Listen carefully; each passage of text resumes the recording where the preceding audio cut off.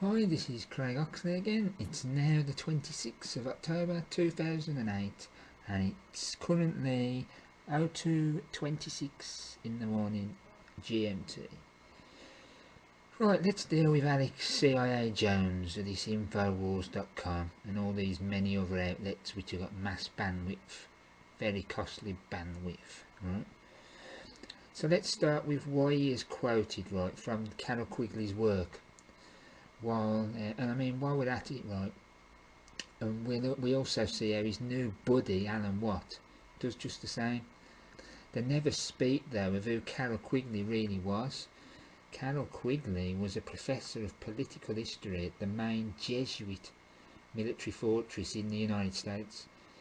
This is the same powerhouse that truly controls the United States, linked of course with regional assistant James E. Grummer, Jesuit. It's the same Georgetown University where Quigley trained the groomed puppet that you know as William Clinton, one of the recent US presidents. The same Clinton who's tied to Arkansas, and just look at the Maltese Rockefeller control down there, you know. It's the same Quigley who Clinton constantly refers to and admires. And who else did Clinton admire highly? Why, it was Otto Enns, that another Jesuit, H-E-N-T-Z. I mean, it's funny, isn't it? You know, what a shock. Roman stench once again. Has Alex Jones, right, and company ever told you that? Well, I've never heard him, you know. Clinton was so Catholicised that he even wrote like a Catholic according to this Hens guy, this Jesuit soldier. What does that tell you? I mean, this Quigley is the same Jesuit stooge who helped push the communism fraud. You know, the scare like they're doing today with all this new, what the term terrorist, you know. It's just the same thing as a communist, you know. Anyone who doesn't go along with their agenda is a terrorist, or in the old days it was a communist. You know, and soon it's going to be a communist terrorist when they start all the phony war with, like, you know, Russia and stuff. What they've started conditioning us with so far. So we have these so-called patriots, right, quoting works of Jesuit stooges, mixed with this Cliveden set that they control, you know. There's nothing wrong with this. I mean, there's all information, there's much meat, as they say, but they must tell you who these people really are, and they're not doing this.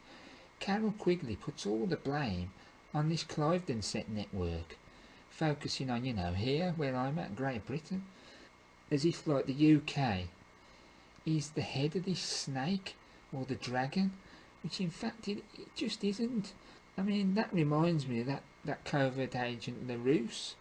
That one recently, he was blaming the British Empire's controlling everything. They're the cause of the destruction of America and everything. Well, it's a part truth, it's a big truth, but it's not the full truth.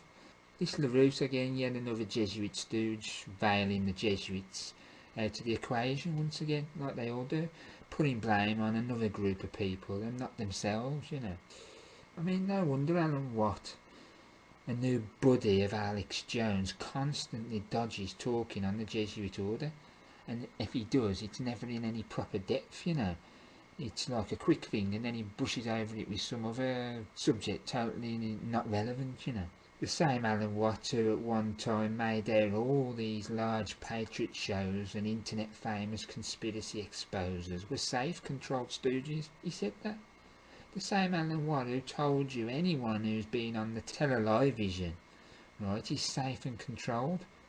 So what you doing with Alex Jones, Mr. Watt? I mean, it's unbelievable, the hypocrisy there, isn't it? And I don't wish to hear, Alan, the nonsense that it's because I have the freedom to speak on what I wish on these shows. It's bunkum. Anyone with morals wouldn't associate with Alex Jones, and especially after what you've been claiming in the past. So from now on, I'm also labelling you, Alan Watt, as an agent, as a temporal coadjutor. Merely someone who could be a more safe bet, right, for those who wouldn't fall for B-movie actor Alex Jones and all his antics. Once the more intelligent people were suckered in, then Alan Watt joins the Alex Jones clique.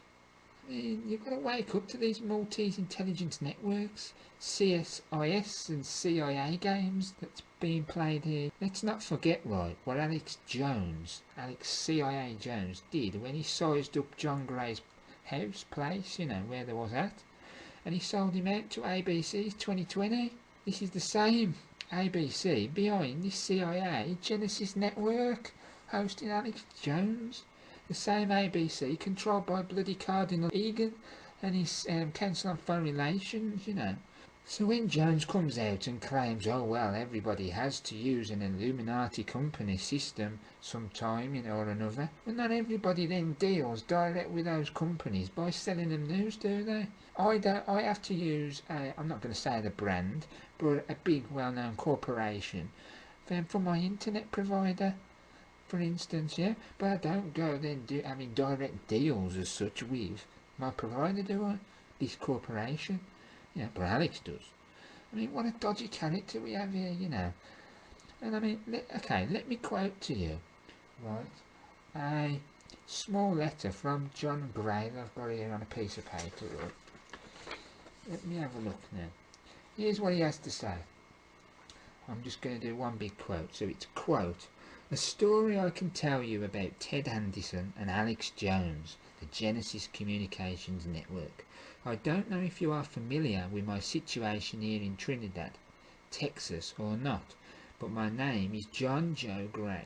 I've been in a standoff with the highway bandits since January the 8th, 2000, when I was released from jail. We got word the authorities were coming in on us in August of 2000. Alex Jones and Mike Hansen came out late that night and did some videotaping at the gate.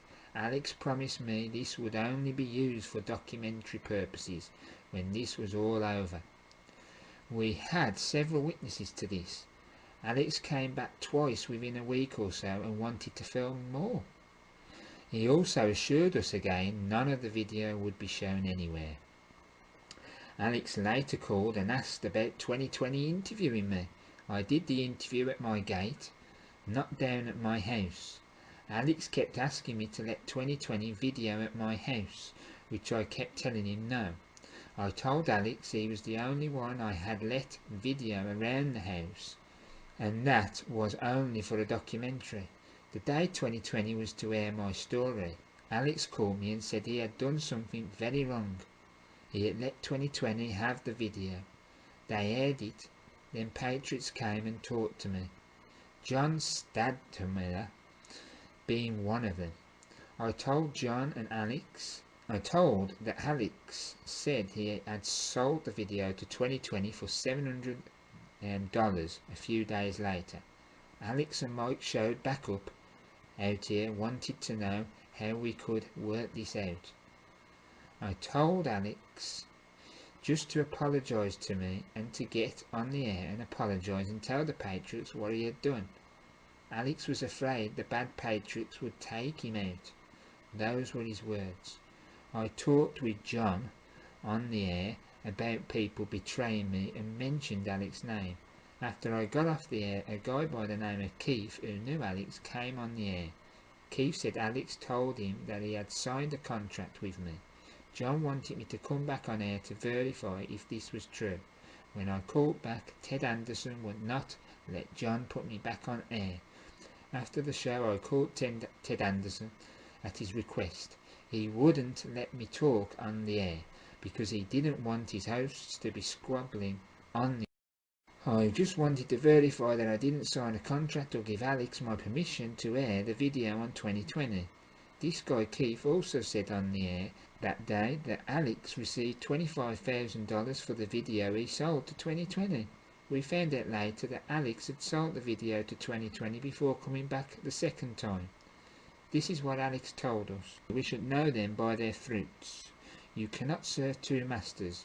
And God be with you and keep you and bless your network. Signed, Joe, Alicia and family.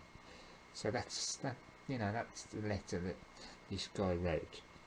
And so, I mean, there you have it. What a nice man this Alex CIA Jones and friends really are behind the scenes. Let's now get on to the Bohemian Grove topic, you know, this great Bohemian Grove, the be-all and end-all according to Alex Jones. Just another minor group, you know, in the reality, the whole scheme of things, but it's big to Alex Jones.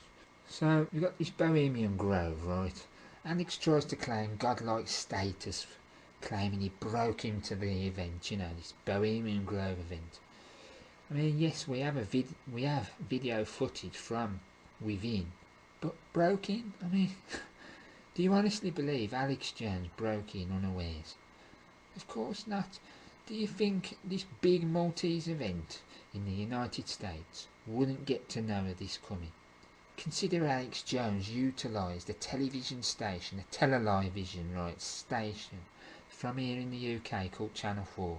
Channel 4, the same Channel 4 which is one of the biggest promoters of the New World Order agenda, or the Big Brother, the first to promote Big Brother, the reality show, the show that's plugging all this homosexuality, is it Rick and Steve show or whatever, and all these stupid reality shows and sick programs, you know. That's Channel 4.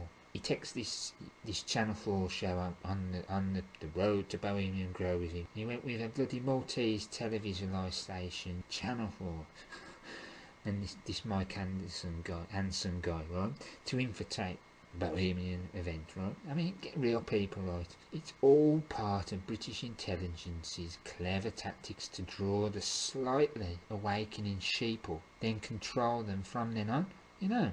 I mean, whilst keeping them also in a lower down state of awareness. But then they actually think that they know everything, you know, which makes them more dangerous, you know, to themselves.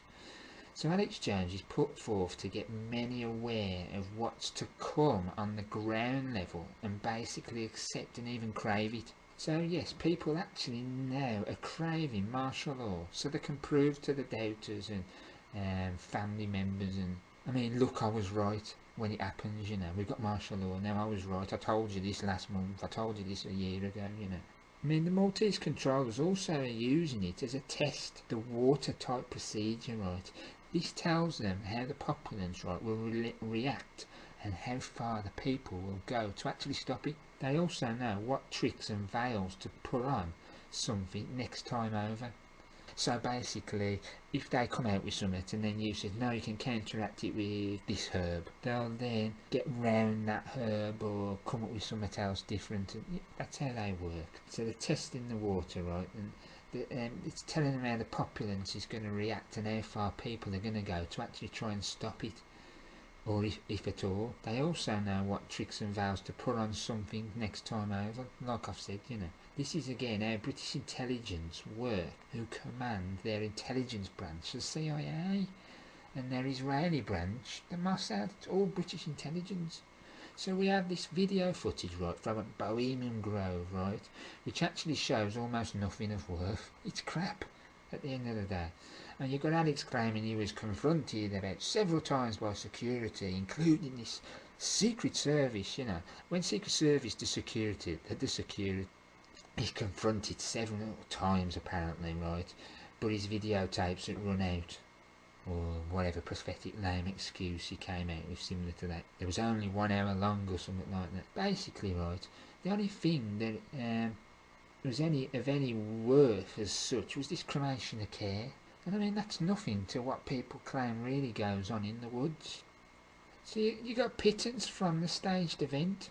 Not the Bohemian Grove event, from the stage event of Alex Jones, you know. I mean, why did he forget to tell you about the Catholic patron saint of the Grove, which is John of Nepomuk, Nepomuk, and his massive 20-foot statue symbolising secret and secrecy? I mean, that came from when he didn't tell, apparently, the secrets of the Bohemian Queen. Why don't Alex Jones tell you that Catholic side? This is nothing more than another event to make Alex Jones look like he's on your side and our side, you know. It's also very interesting to note that ABC is controlled by Walt Disney. Who helped merge Walt Disney and ABC together? None other than a Roman Catholic, what a shock, by the name of Ignacio E. Lozano, Lozano Jr. The same guy who was trained at Notre Dame and was a director of Disney up until 2001. What else is very important about this man, right, is none other than he is a member of the Bohemian Club, i.e. Bohemian Grove, right? I mean, has that lighted your wicks at all? I mean, it sure as mine, you know what I mean? Again, another example of the Bohemian exposure sham, the scam, you know, this staged event. They wanted you to know it and see it. What else is special about Lozano Jr.? Well, he's also a director of the Jesuit majority-controlled Bank of America, the largest bank in the United Corp States, for God's sake. Do we see all this Catholic connection yet? Are my dots, right, joinable as usual? Because I surely do, and others do. I mean, look at Lorenzo Jr.'s daughter, Monica C., also tied to the board of Disney. Notice her connections, right, to the American International Group, AIG, one of the largest drug-dealing Central Intelligence Agency companies ever in existence, linked with, you know, that Sabbatean Frankist Maurice Hank Greenberg, Maltese Knight. What a shock. Tied to Knights of Malta, David Rockefeller and Henry Kissinger. Again, both Maltese Knights. Got to emphasise this, you know. All three of them subordinate to the Archbishop of New York, Edward Egan. Then at Patrick's Parish Cathedral. Let's not forget this David Westin, W-E-S-T-I-N, the president of ABC, right, who has ties to Jesuit military fortress supreme, the Georgetown University in Washington DC, overseeing the nation's capital city. Capital with an O-L instead of an A-L, you know. I mean, that reminds me of one of these 7 harlot hills of Rome called Capitoline Hill. I mean, I wonder why that was. That DC, Washington DC, was taken off the land of Rome in Maryland, right where the Capitol building stands upon. The same place of land owned by Francis Pope and Daniel Carroll, both Roman Catholics, tied to George Washington. George Washington and Roman Catholic. Is that where Texie Mars was going the other day when he says that Jesuits, we know Jesuits had a hand in the founding of the United States, but he don't tell you the details, does he? So Daniel Carroll was Jesuit trained down in France and at this St Alma's College. I mean, who was the first Catholic bishop in the United States? Why, it was Daniel's brother John Carroll, the same John Carroll who founded this bloody ultra-powerful military fortress, Georgetown University, the one forgot all too much by Alex Jones and co, you know. Why did the Roman Catholic Daniel Carroll sign the Declaration of Independence? So what else is this David Westin connected to? He's connected to Wells Fargo, which is riddled with Catholic lackeys, such as Georgetown University's Professor Cynthia H. Milligan, Milligan. What about Lloyd H. Dean, the Catholic part of this Catholic Health Association of the USA? Catholic Health. I can't see that, can you? And also Catholic Healthcare West. That's pushing the Maltese drugs, you know. But what about chairman of St Mary's College of California, that stinking Catholic hole, Nicholas G. Moore, M-O-O-R-E. Notown Moore is a director of Gilead Sciences Incorporated, Gilead, sorry, right, Gilead Sciences, that biopharmaceutical company. Now note the links of Maltese Knight Tony Blair to this same company. Notice how it's been one of very few still doing well during this financial crisis. Notice its ties with the bird flu, and how some claim it's tied to the anthrax mailings, along with that Battalion Memorial Institute down in, I think it's Ohio, isn't it? Note the bird flu, and note how Donald Rumsfeld is tied to Gilead Sciences as well, whilst he's behind the fake Tamiflu poison drug, so-called antidote to the bird flu, when in fact it's useless and always has been. The only thing it's worth is for poisoning people, as the Maltese Knights want. Does that make sense to you now? So who else, right, is on the board of Disney? Leo O'Donovan, right? And he's one of the most powerful Jesuit priests in the United States. Is it any wonder Disney films are riddled with sexual subliminals? But Alex Jones don't tell you that, and Alex Jones is part of it. Now Alex, right, he's in this for the lifestyle and the money, period. He's now petrified that his ratings are going to drop right down. That's if they haven't already. Has anyone else, right, noticed how all his guests recently keep praising his show constantly? We've had that with Jordan Maxwell, we've had that with Lindsay Williams on the 24th, for instance, and others. I mean, are GCN or him going down the pan? I presume this is why they're trying to discredit Eric Felt with lies through their recent attitude, and why they're having to keep constantly praising him. They're worried, folks, and this is why they never had the balls to say Eric's name on the latest attack with Agent Tex Mars. He later screws up, but most of it they never say his name. The so-called patriot movement's answer to 33rd degree Billy Graham, in my eyes, is Tex Mars. I'll get on to him a little later though. Have any of you noticed as well how Alex Jones always tries to mix lunacy with any mention of the Jesuit order? He's done it so much over time, it's incredible. He's simply trying to discredit so the sheep don't get onto the subject. Once you get onto the subject, you then see through the Jones in a short space of time. This CIA Jones. You then find people like myself exposing Alex Jones with facts, and then that screws him up, you see. Alex detests us in the anti-Jesuit crowd because we are hot on what we're doing.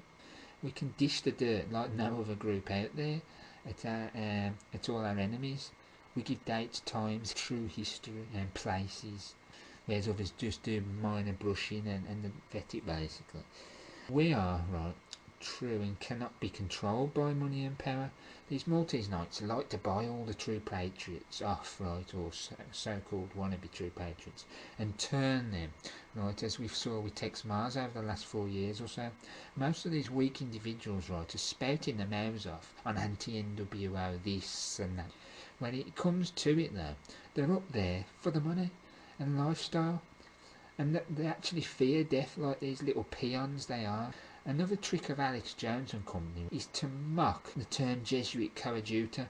They make out we are calling them actual Jesuits now, part of the actual Jesuit orders directly, when in reality we're not calling them a Jesuit part of the order as such, or a member of it. We're simply stating by this term that they are working for the Pope, either unknowingly or knowingly. If you aid the conspiracy agenda, then you're aiding the Pope's agenda, period. He controls it all with the Jesuits. So if you divert attention from certain groups or conspiracies, then you're aiding the Pope. Then you're basically you're this Jesuit coadjutor, or what's often known as a Jesuit short robe. In fact, the real definition of a Jesuit is a clever person who deceives the people. That's in very old dictionaries, but it's taken out of modern dictionaries. Mind you can't find nothing in a modern dictionary because we're all dumbed down.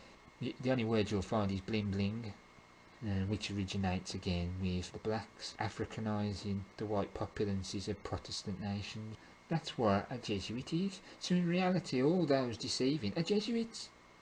In fact, the soldiers of Loyola merely took on the name, which in fact, in reality, is basically just a piss take to us. They're taking the mickey, they're laughing, they're telling you what they are. The Jesuit order is really the Society of Jesus, right, and they also went under the names of the Knights of the Virgin. Previously, it was also the Los Alumbrados of Spain, and no, it's not a crypto-Jew conspiracy, as these Jew bashers would like you to believe, these Zionist bashers, wanting to keep the theory alive, the dead theory going. So, another trick to fool you and themselves into accepting it like a papacy trick on the people, blaming these Hofjudens, for example. Hofjuden is a court Jew, the Jews that work for the Pope, the ones all in positions of power. If you want to know more on the Hofjuden, then just listen to my audio titled Vatican Hofjuden. I'll go into it a lot more in there and tying back to Roman Catholicism at the core. If we go back to Alex, can somebody please explain to me why we should believe anything he's got to say? Because if you look, he's appeared on numerous Live Vision shows, including the Fox News network, the same network ruled by Maltese Knights through British intelligence, controlled by an SIS agent, Rupert Murdoch, who's a Roman Catholic Knight of Malta, and he's a Knight of St Gregory the Great. Give me a break. himself controlled by the Small America's Navigator, the Archbishop of New York City, along with the Jesuit New York Provincial, and obviously James E. Grummer. We've also seen Murdoch. He was down at Georgetown University on the 3rd of April of this year, 2008, down at his masters, the Jesuits. Why are you on Fox News, Alex Jones? Is it because you're totally safe and controlled? Best of it is, right, Alex has slagged off Fox News in the past, but now he's using it. It reminds me of this Kurt Nemo guy, one of Alex's sidekicks. Kurt once said, quote, "It is fair to assume the Pentagon and the CIA are burrowed deeply inside newsrooms around the country, especially the higher echelon corporate newsrooms at Fox News, CNN, MSNBC, etc." End quote. Now tell me why Kurt still associates with Alex Jones after that statement. Doesn't this show you the hypocrisy of these agents, these people, these devious ones? They expect you to worship them like gods and forget all the deviousness going on and what's gone on. The same for Alex appearing on B-Sky B over here in England. You know, B-Sky B is a network again, once again, controlled by Roman Catholic Murdoch. What a damn hypocrite, as we keep seeing through this broadcast of mine. I mean, why do I smell, when we talk about this Fox News, why do I smell Roman Catholic Sean Hannity and Bill O'Reilly all of a sudden? Do you remember when Alex was on Fox News recently with that two-doubt, T-A-U-D-E-L-T, Geraldo Rivera, right, or Geraldo, whatever they want to call him, right, the same Geraldo who slagged Jones off previously, in a British intelligence game of bad guy and good guy, and discrediting the 9/11 truthers. This is Alex's game, right, with this We Are Change group, and they're mostly made up of decent people trying to do good and believing they are. Unbeknown to them, though, they're part of a British intelligence agenda. It's an amazing control system, right, of manipulation of people, and they don't grasp it, and even people that are waking up haven't grasped it yet. So Alex Jones, he's there throwing all these CIA funds out to these poor people who are then going off on planes, etc., to locations, sometimes actually even putting their lives at risk, such as when they've gone down to Ed Brown's location in that scene. So Alex, he's all fine as he sits there eating his pies and beer on his fat chair, whilst people are in the midst of danger, trying or thinking they're doing good. Wake up, people, God's sake. What about Alex Jones on the British Intelligence Broadcasting Network, the BBC? We call it the Blair Broadcasting Network, Maltese Blair Broadcasting Corporation, along with, of course, other shells such as the History Channel. So we've had Alex Jones on the BBC network that he's supposedly highlighting and things like that. What else has Alex Jones been on the television? What stations? He's been on bloody Russia Today. He's been on C-SPAN. He's been on CBC, he's been on CNN, and he's been on NTV and a whole host of others. So is he controlled or not? Alex Jones, right, why do you favour Catholics so much?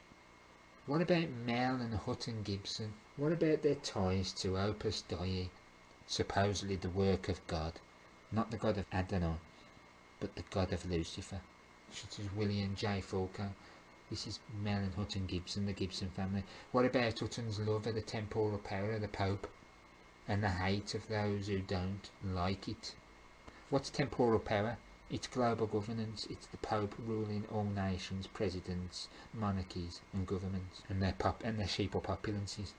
I mean, Alex, did you or did you not promote the wicked anti-AV 1611 film by Mel Gibson and Fulcro, along with that Roman Catholic priest Jonathan Morris, that film called The Passion, that wicked film? What about how Catholic Mel Gibson attacked the Jews? Doesn't that remind you of the Catholic doctrine and of that Oppo Same Texi Mars that you love? So tell me why you've gone on so much about Braveheart, the same film by Roman Catholic Mel Gibson. Why do you forget to point out, Alex, how Robert the Bruce was a Roman Catholic along with the wicked King Longshanks? Why don't you point that out? The Gibsons are nothing more than cretinous Luciferian worshippers. All there worshipping the planet Venus, that Lucy whore. What about Charlie and Martin Sheen's ties to the Jesuits? Did you mention how they got the name from a Catholic bishop called Fulton Sheen? The same Martin Sheen, by the way, who's taken the Ignatius Loyola spiritual exercises. How about Martin's ties to a Jesuit soldier named Bill O'Donnell? We've got a picture of him next to Bill O'Donnell, and they're doing some weird ritual or whatever it is in front of like baby coffins, children, you know, babies' coffins, and what looks like blood on it. I don't know whether that's some doctoring and messing or damage to the photograph, or whether it is blood. I don't know. Probably wouldn't surprise me if it is blood. We also heard Martin Sheen narrate the Titanic documentary of National Geographic called The Secrets of the Titanic. Why is it, Alex, that you have never delved into the Jesuit connection with the sinking of the Titanic? I mean, that's linked to the coming of the bloody Federal Reserve you don't like and you go on about, and the death of the likes of John Jacob Astor. What was John Jacob Astor? He was a Jew who didn't want the Federal Reserve. Why do you ignore as well Jesuit Francis Brown's role in making sure all enemies were on board the doomed vessel? Funny, right, how we have this Sheen doing the voiceover, isn't it? And then we see Charlie Sheen, his son, doing the narrating of Loose Change, based on the 9/11 event created and executed by the Sovereign Military Order of Malta. God's sake, let's see how Mel Gibson and Martin Sheen are two of the most powerful Roman Catholics in the whole of Hollywood, along with Denzel Washington, Patrick Heaton, Tyler Perry, Ralph Winter, Angela Bassett, Martha Williamson, Christian Sienoweth, Philip Anschutz, and then you've got Howard Kazanjian and Scott Derrickson. I mean, we see this Denzel Washington an awful lot, not just because he's an African American instead of a black American, promote Africanism to the white Protestant nation, because he's a Roman Catholic. What about your friend and guest Alex Jones, known as Pat Buchanan? What another crook that is. I mean, he's a Knight of Malta working for Cardinal Egan. Why don't you mention this to your paying viewers, Alex Jones, who pay you and their good hard-earned money? Why do you associate with Knights of Malta, phony patriots? Why do you? Who was Buchanan linked with? Another Knight of Malta, Ronald Reagan, the same crook who had a concordat with the Vatican in 1984, after some 119 years. Oh, that's funny, isn't it? 119, let's reverse it, let's do an ISIS reflection on it, and we get 911. What a shock, and it all adds up to the chaotic 11. So it was 119 years back in 1865 that ties was dropped with the Vatican. Why were them ties dropped, Alex Jones? Because of the Society of Jesus and the Vatican's assassination of US President Abraham Lincoln at the hands of Jesuit-trained Sulpician Fathers member Surratt, S-U-R-R-A-T-T. Why don't you talk about that, Alex Jones? So don't go around, Alex Jones, talking about freedoms and anti-NWO this, when your own buddies are tied to the bleeding Pope, who wishes the destruction of our Protestant freedoms, our Reformation freedoms, which you don't harp on about anything to do with Reformation. We also see Pat a lot on the bloody Fox News network. Again, Roman Catholic Murdoch's network. Who's he normally there with? Why, it's Roman Catholic Sean Hannity. What about Pat being a Confederate? What a shock. Reminds you of those Roosevelts and Charles Bonaparte, all Maltese knights as well. The Confederate Jesuit controlled, and the power base is down in New Orleans, where they have the Mardi Gras, you know, all that porn. They're going about Jews with porn, making porn. Who's got the biggest porn collection in the world? The Vatican.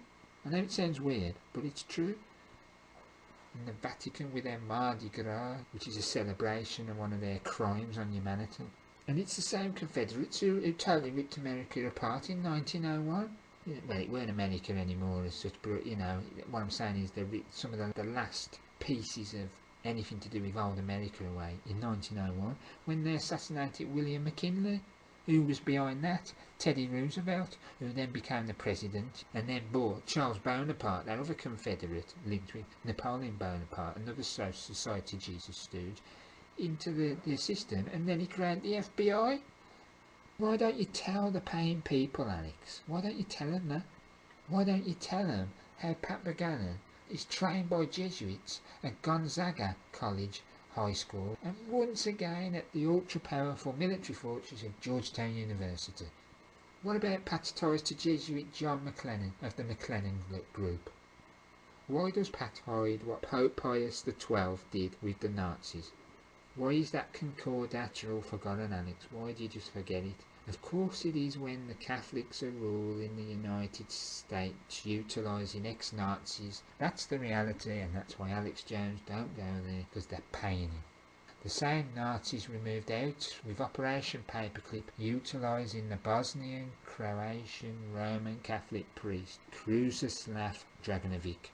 D-R-A-G-O-N, Dragon, what a shock, V-I-C. And his first name is K-R-U-S-O-S-L-A-V. And the rat lines were actually named after him, Draganovic rat lines. Alex Jones don't go into that.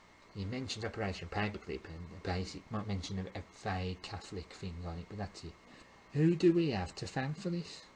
Well, of course it's the Knights of Malta working for the Pope, the likes of the Bloody Grace family.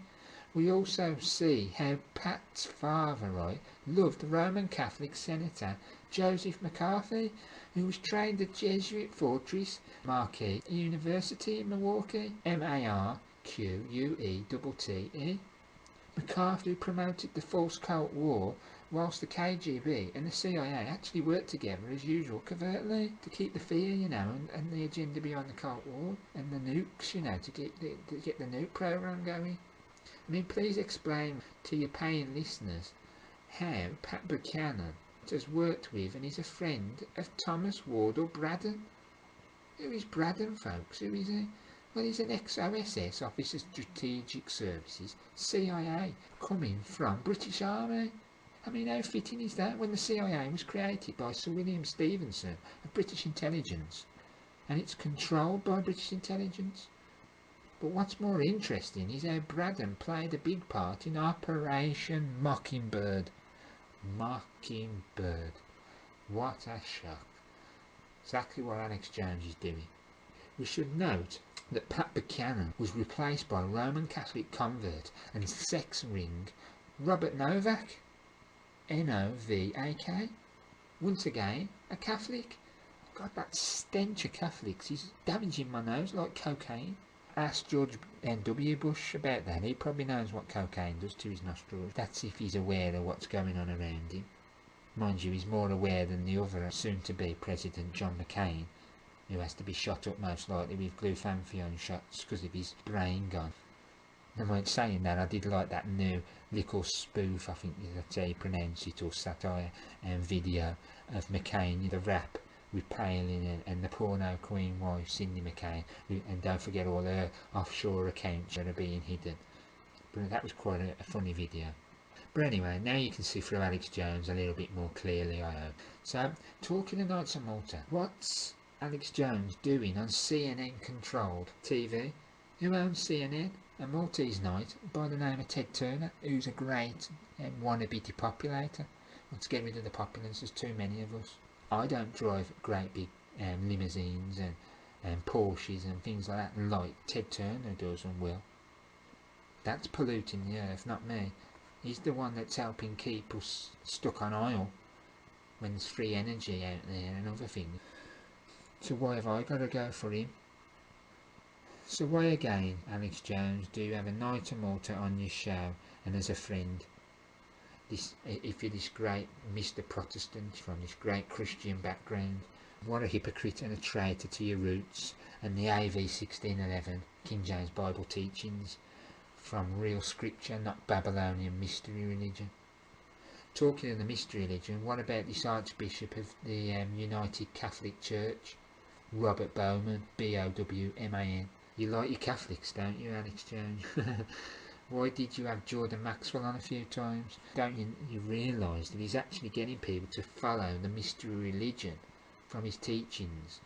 And then it's crafty, you see, because then it gets people to attack the Bible, which is exactly what the Jesuit wishes, and to put down the information in the Bible. And Maxwell's been a part of that. He's doing this and he's covering himself by some of his Catholic exposure to help back him up to the profane people who are not in the know what's going on. And I was one of them in the past as well, I admit. The same Catholic information is purposely mixed with disinformation to screw up the Vatican exposure somewhat. And us people, I mean, example is when he claimed the Jesuits created Islam. Wrong, the papacy created Islam. The Jesuits weren't around for another 900 years or so. Islam was out before even the Knights Templar. And then even the Knights of Malta are older than the Knights Templar. Only by Luciferian 5 years, but they're still older. Not many people talk about that. The Templars, the Great Templars are the biggest, the oldest. No, they're not. Rubbish. I'll talk about Jordan Maxwell a little bit later, but not too much on him. He has done a lot of good, and he has helped me out in the past as well. But at the end of the day, he's still an agent. So what about your trip down to Roman Catholic St Edward's Jesuit University, Alex? I mean, that reminds me how your stooge opposite buddy Ron Paul was down at Jesuit Military Fortress, Seattle University, back in September 2007. How can anyone claiming to be a Christian enter such a place of Luciferian worship? Whilst on the subject, Alex, right, why don't you explain to your profane sheep or following your piper flute what true Christianity is? You throw your Christianity background around but never explain the big difference between true Christianity, the King James authorised AV 1611 Bible, and the Luciferian false pagan Mithra Catholicism, now using the false Jesuit Douay Bible, D-O-U-A-Y. Explain this one, Alex, and explain all the false Christians sucking up to Rome and shielding its followers from truth. Explain why so-called Christians will no longer expose the Antichristos leadership Pope. All false Christians masquerading as Christians, and some even believe they are Christians. It's that bad now. Again, if we wish to expose the Catholic Church and its false Christianity, then you need to view the whole series of DVDs by Professor Walter J. Veith in his Total Onslaught box set, right? And it's available free to watch on the net, and now you can then start to understand what's going on. So let's listen to what you had to say, Alex Jones, about St Edward's Jesuit University whilst babbling on down there at this military fortress of the Jesuits, and people note how he says he has, quote, a lot of connections to your fine institution, end quote. So here's the audio. Professor, thanks for having me here. It's great to be visiting all you fellow Austinites. My sister's 15 years younger than me, and she actually goes to school here. And Trey back there is a senior, about to graduate, and he runs my Sunday syndicated show at KLBJ 590 from 4 to 6 p.m. So I have a lot of connections to your fine institution here. Why, Alex Jones, do you claim the Catholic Church has nothing to do with the Order of the Bavarian Illuminati? Yes, you have said this in the past. We know you've said this, and it can be proven. Why do you ignore Adam Weiser being a Jesuit professor at Ingolstadt Jesuit University in Bavaria, a military fortress? Why do you not understand him being sheep-dipped for his task ahead after 1773, when the Pope suppressed the Society of Jesus, and the Society of Jesus wanted revenge and utilised their lackeys, the Rothschilds? I mean, let's see, Alex, right? You don't like Homeland Security much, do you? So why haven't you exposed our Jesuit volunteer corps, John C. Gannon, fathered Homeland Security, the same Council on Foreign Relations member tied to the Jesuit military fortress, Georgetown University, also an ex-officer of the Maltese CIA for the Maltese British Intelligence Network? I mean, what about Knight of Malta, Alberto Gonzales, right? And what about Michael P. Jackson? He's also a Knight of Malta and trained down at the infamous Georgetown University. Why haven't you told your paying viewers this, Alex? So many connections to Jesuit fortresses, and especially that master one, Georgetown University.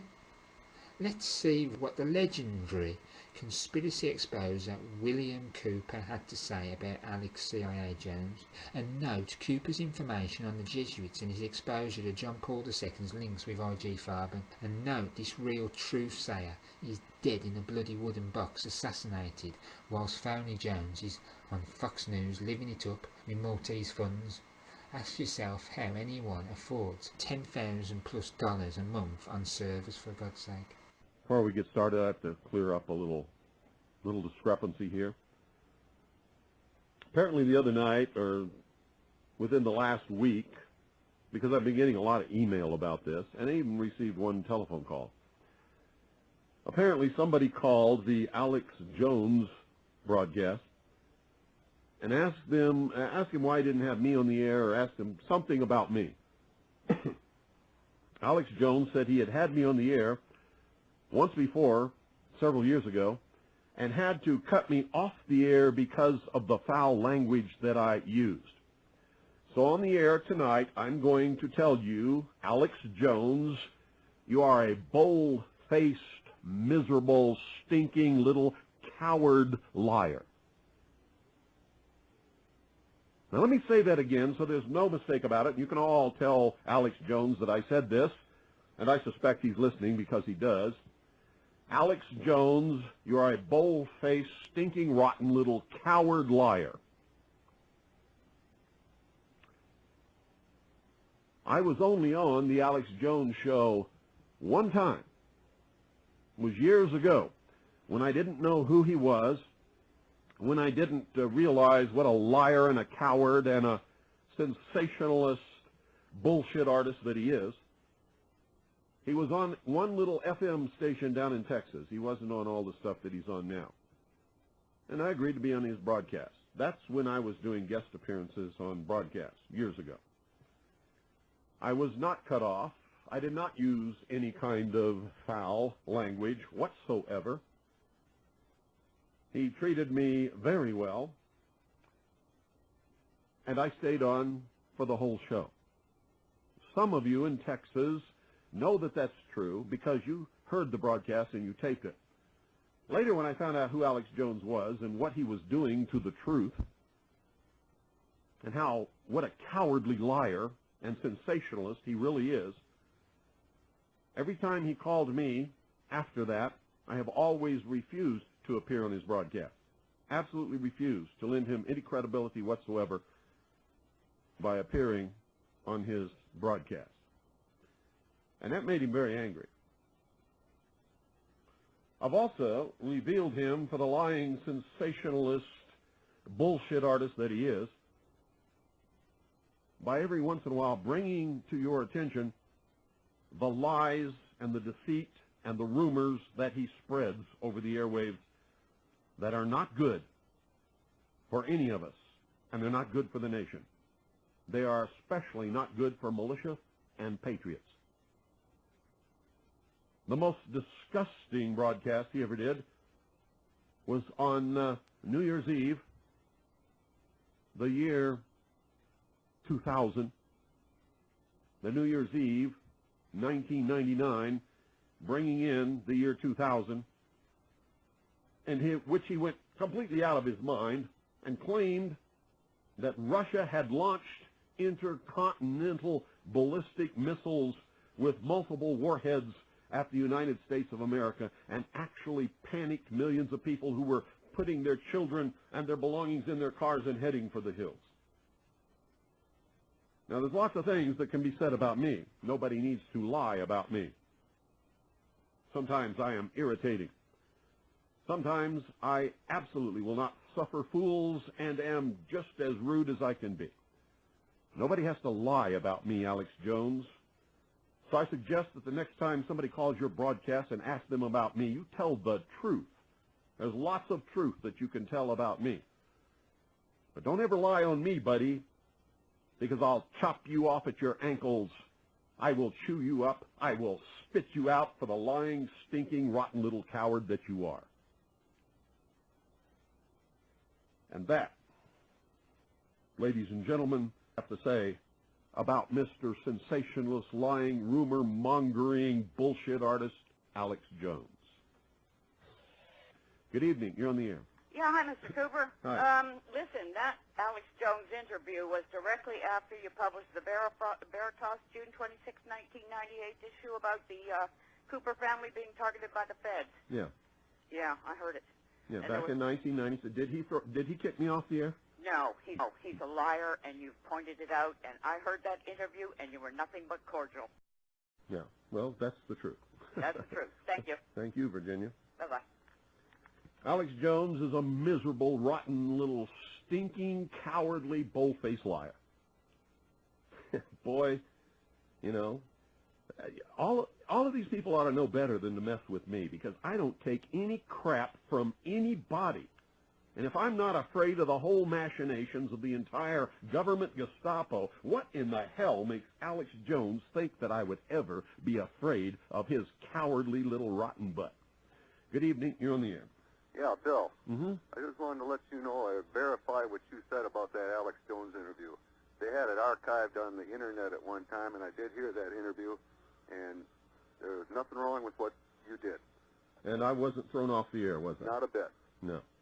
And that's the only interview I ever did with Alex Jones. As soon as I found out what he was doing and who he really was, he's called me back at least 100 times since then, and I've always told him to take a hike.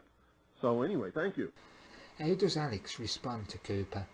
He tries to discredit him, like he does with Eric Phelps right now, going on about Cooper speaking of UFOs and aliens, making it all out to be utter nonsense, of course. He never tells people how Cooper always said he may have been shown these things in order for him to speak out, which he also said would aid the coming world government if so. He didn't say the info was wrong, and he didn't say it was right. All he could present was the facts as he saw them whilst working for the Office of Naval Intelligence at one time. But Alex won't go into that. He needs a quick discredit job to keep his ratings, you see, and to put you off William Cooper. William Cooper always said that Alex Jones was never a member of any patriot movement, and I think William Cooper should know. So, Mr. Jones, why do you love this Hugo Chavez for? I was one of the first people to start exposing this oppo-saying Pope lover. Another Catholic shield playing his part with the Pope's socialistic system and global governance known as temporal power, kissing the Pope's hand and bowing to him. The same Hugo who's friends with fourth-vow Jesuit and socialist Fidel Castro, who was put in power by the bloody British intelligence through the CIA branch. All games, French proxies for the Pope's coming launching pads and his US invasion shortly. So Alex Jones, you also detest this US patriot, don't you? So why haven't you informed the people that the co-author of it was a Jesuit priest from military powerhouse, once again, Georgetown University? Why did you forget this powerful Jesuit known as Viet E. Din? Viet, V-I-E-T, E. Din, D-I-N-H. The same Jesuit we have standing next to Roman Catholic Nancy Pelosi in a picture. Why do you forget Din, this once US Assistant Attorney General? Why do you conveniently forget that Michael Chertoff was trained at Georgetown University? While we see once again a connection to Maltese Knight Murdoch, with Din being a director of his corporation? Why, Alex, don't you tell the paying people how you censored the legendary Judge Buster Sherman Skolnick from speaking about the Jesuit order on your radio show? Why did you do that?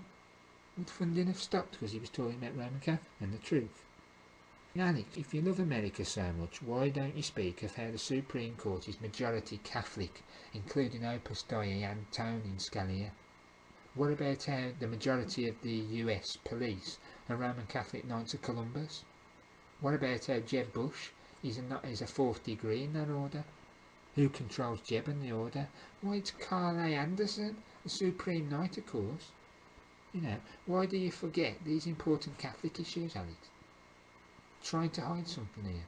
Why don't you speak of the 1822 Treaty of Verona, V-E-R-O-N-A, and the destruction of the US Constitution?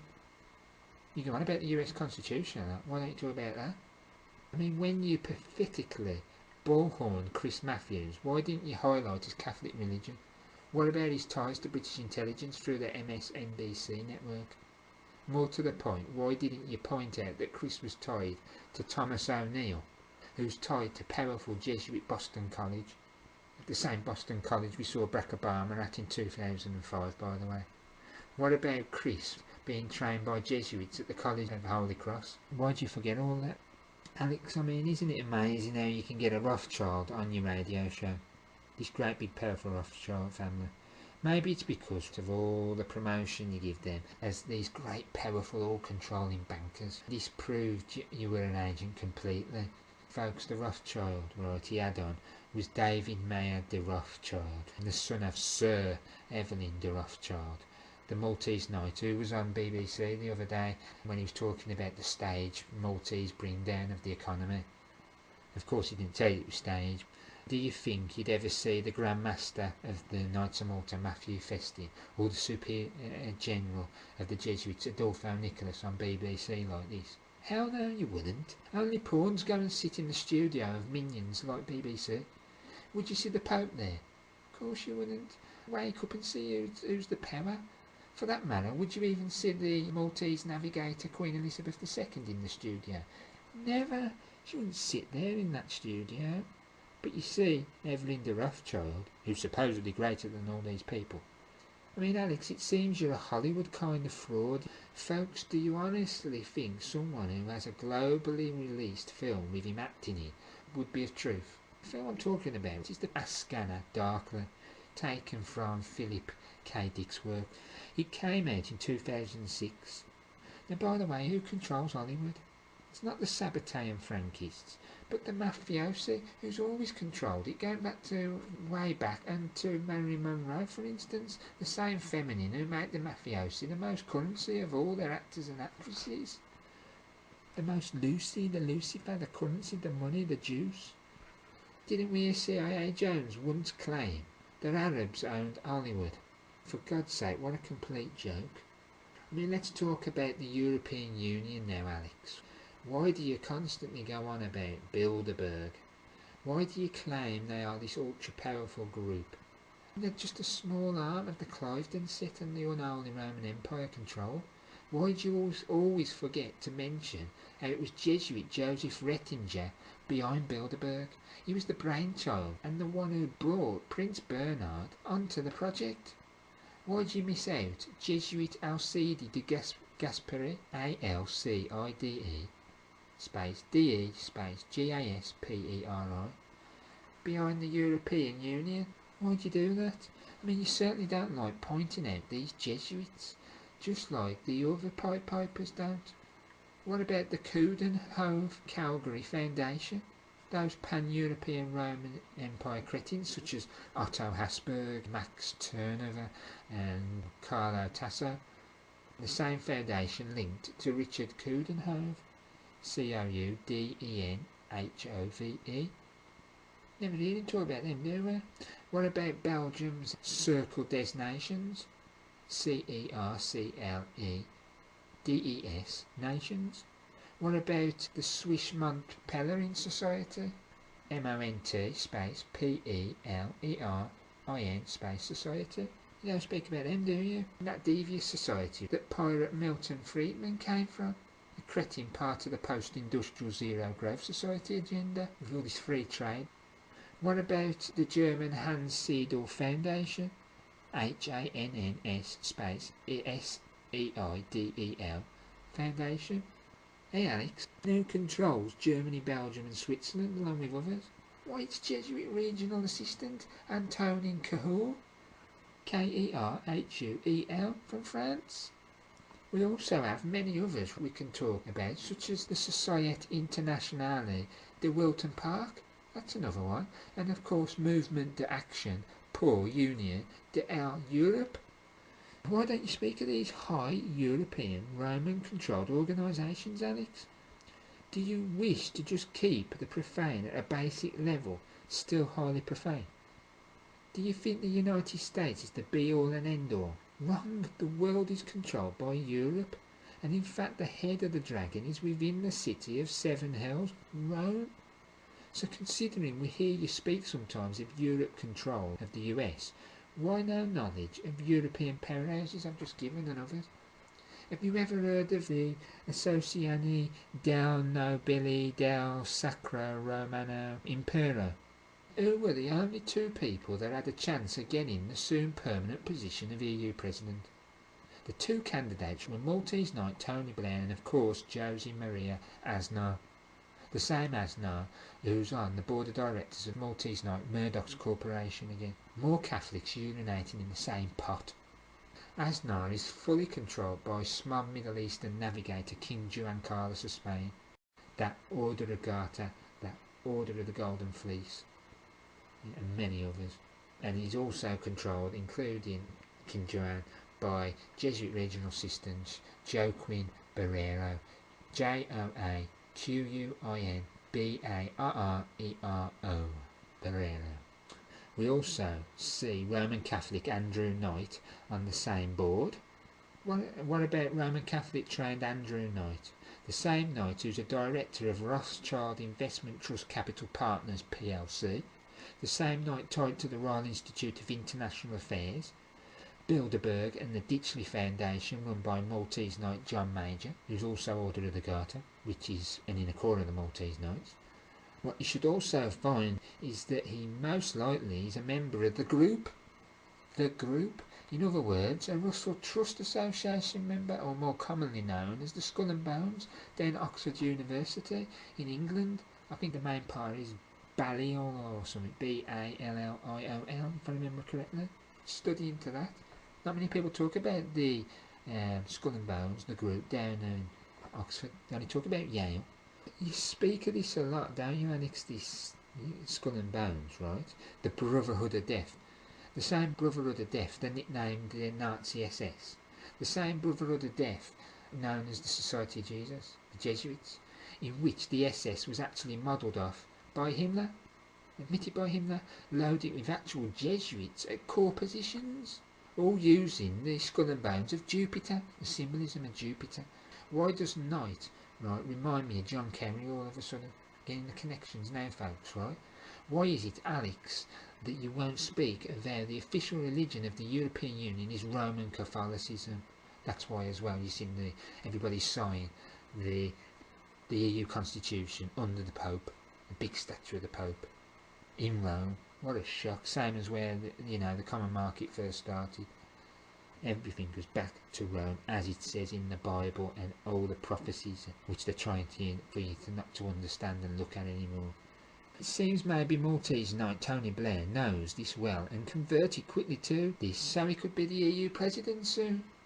What about Jan Stankmiller? Isn't he a Roman Catholic? Can you explain further on this, in case I'm wrong? Is it any wonder he detests the Jews, if that's the case, which is Catholic doctrine? Can you also explain why you help the Church of Rome by claiming it's losing power?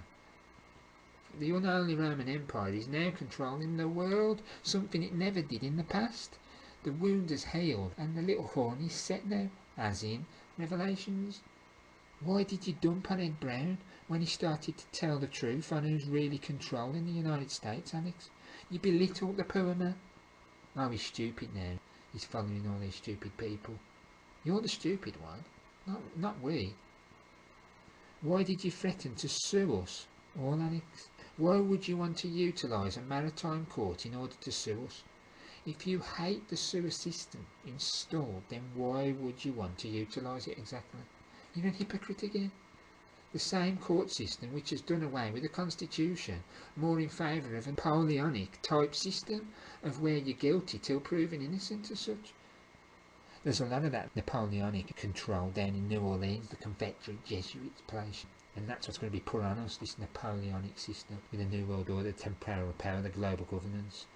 So here's a quote regarding this. Quote, I am not going to have people on who are liars. I mean, I can sue them into oblivion, but I don't have the time. End quote. Why do you accept money for advertising, Alex, from the likes of corporate giant Walmart, as I call them, or Walmart? The same Maltese controlled red Chinese job, killing all local businesses and reducing choice? You're such a nice patriot, aren't you? You had adverts for the UK's ASDA, which is controlled by Walmart. It's bought out by Walmart. The same one using Chinese to slave labour, creating cheap products for consumerism. And these poor slaves, the majority of them, are guarded by the Chinese secret police, tortured by them. And you've got to do this, you got to do that, or you're killed. The products, the crap products, just for some consumers, and so you keep buying because they keep breaking down all the time. That's if they work at all.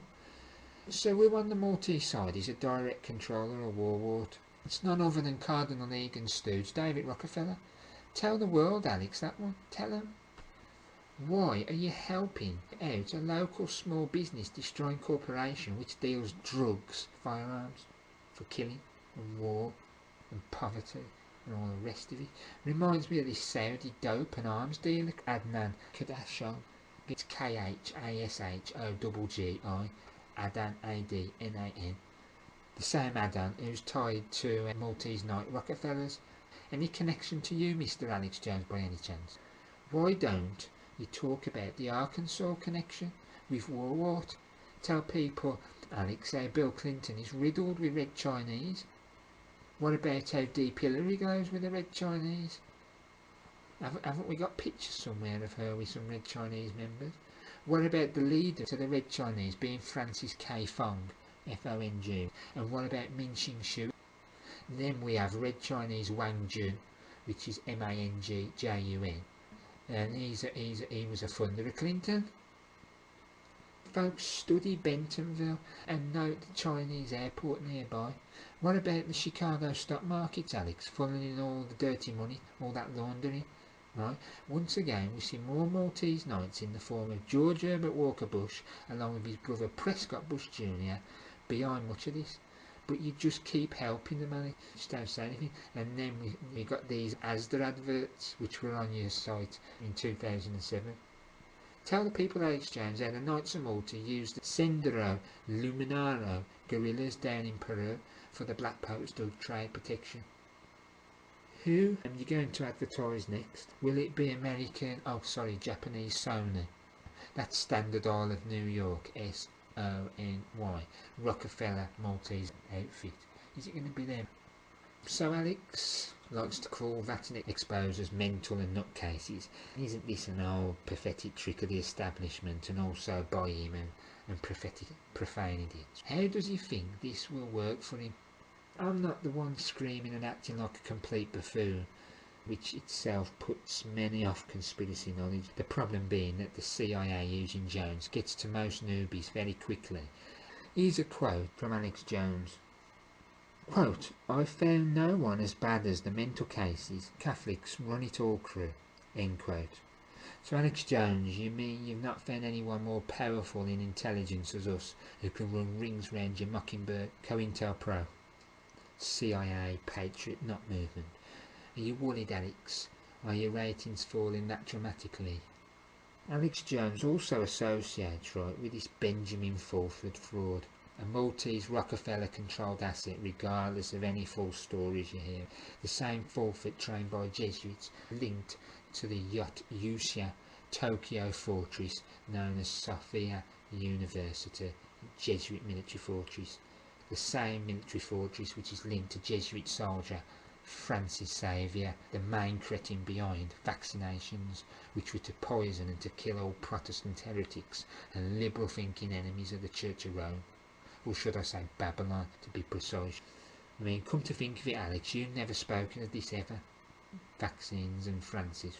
The same Fulford who pushes HIV as the cause of AIDS, this virus created to kill off the populations. Yet again, we can prove the HIV virus as a complete fraud very quickly. I never knew that malnutrition, for starters, is a bioweapon. Anyone with a brain cell who attempts to study this HIV and AIDS can see quickly what's going on with this scam. A scam killing thousands daily with fatally poisonous drugs like AZT, the same HIV test which shouldn't even be used to flag HIV. The same HIV fraud test which flags up over 70 false positives, including pregnancy, for God's sake. The same HIV virus that has never been isolated and never will. But the profane fall for the fancy rendered 3D graphical drawings like of this mysterious non-existent virus. All these idiot scientists and their loony mathematics based on nothing at the core. Why doesn't Benjamin Fulford mention his Jesuit friends and their Francis Xavier? So this Benjamin Ninja Rockefeller stooge, Fulford, another Maltese corporate cretin and false pipe piper, is someone who lives in a comic book fantasy from the Beanos. Now people must realise that the Maltese Knights control both Japan and China. Japan has been well in the hands of the United States since World War II. Where do you think Sony comes from? Standard Oil in New York. This is where the Nikkei 225 stock market and Japanese economy are so important to keep an eye on. The Maltese utilise the Institute of Pacific Relations to control these countries. In fact, the head of controlling Japan is Jesuit provincial Shogo Sumita, which is Shogo Sumita. And then people don't forget that Jesuit regional assistant Daniel Yang Huang controls Japan above the provincial shogun, along with China, North Korea, South Korea, Mongolia, Taiwan and Hong Kong, for instance. Also note the role of the Hong Kong Special Administration region in the control of Hong Kong. China is also controlled through the American-China Forum of the National Committee on US and China Relations, and of course the Chinese People's Institute of Foreign Affairs. Do those two sound familiar? One like the CFR, the Council of Foreign Relations, the other like the Royal Institute of International Affairs. Remember, the CFR is the American branch of the Royal Institute of International Affairs. Now let's look at this Raymond Governor who Alex Jones teams up with regular. Well, first off, he's Jesuit trained at the two most powerful locations in the United States. Again, Georgetown University and Fordham University. Fordham is where the Jesuit New York Provincial oversees the Smom Navigator, Cardinal League and the Archbishop of New York at St. Patrick's Powerhouse Cathedral. He worked for their Maltese CIA, this Raymond Governor. Do you think that this man is not safe and controlled? He'd be dead in a blink of an eye unless he had security in multiple locations ready to come forth if popped off. Yet another stinking Roman Catholic who worked for a stinking Maltese knight called Ronald Reagan. That same, again, cretin who sold the old country, lowercase United States, back with that Concordat of 1984. So is Jones your patriot now, people? Associating with the cretins like this, McGovern is tied to Maltese Knights, William J. Casey and John C. Gannon. Why does McGovern wish you to believe that Israel has the ability to set off nuclear weapons that it's got? It's not so. No nuclear weapons can be set off by Israelis without the permission and direction of the United States and its Council on Foreign Relations. The Maltese CFR controls Israel along with the Institute for Jewish Policy. Nothing goes on without the Maltese masters say so. Remember, King Juan Carlos is ruling the Middle East region under his Latins of Jerusalem title. Smom Juan Carlos is controlled by Grand Master Festin and Jesuit Barrero.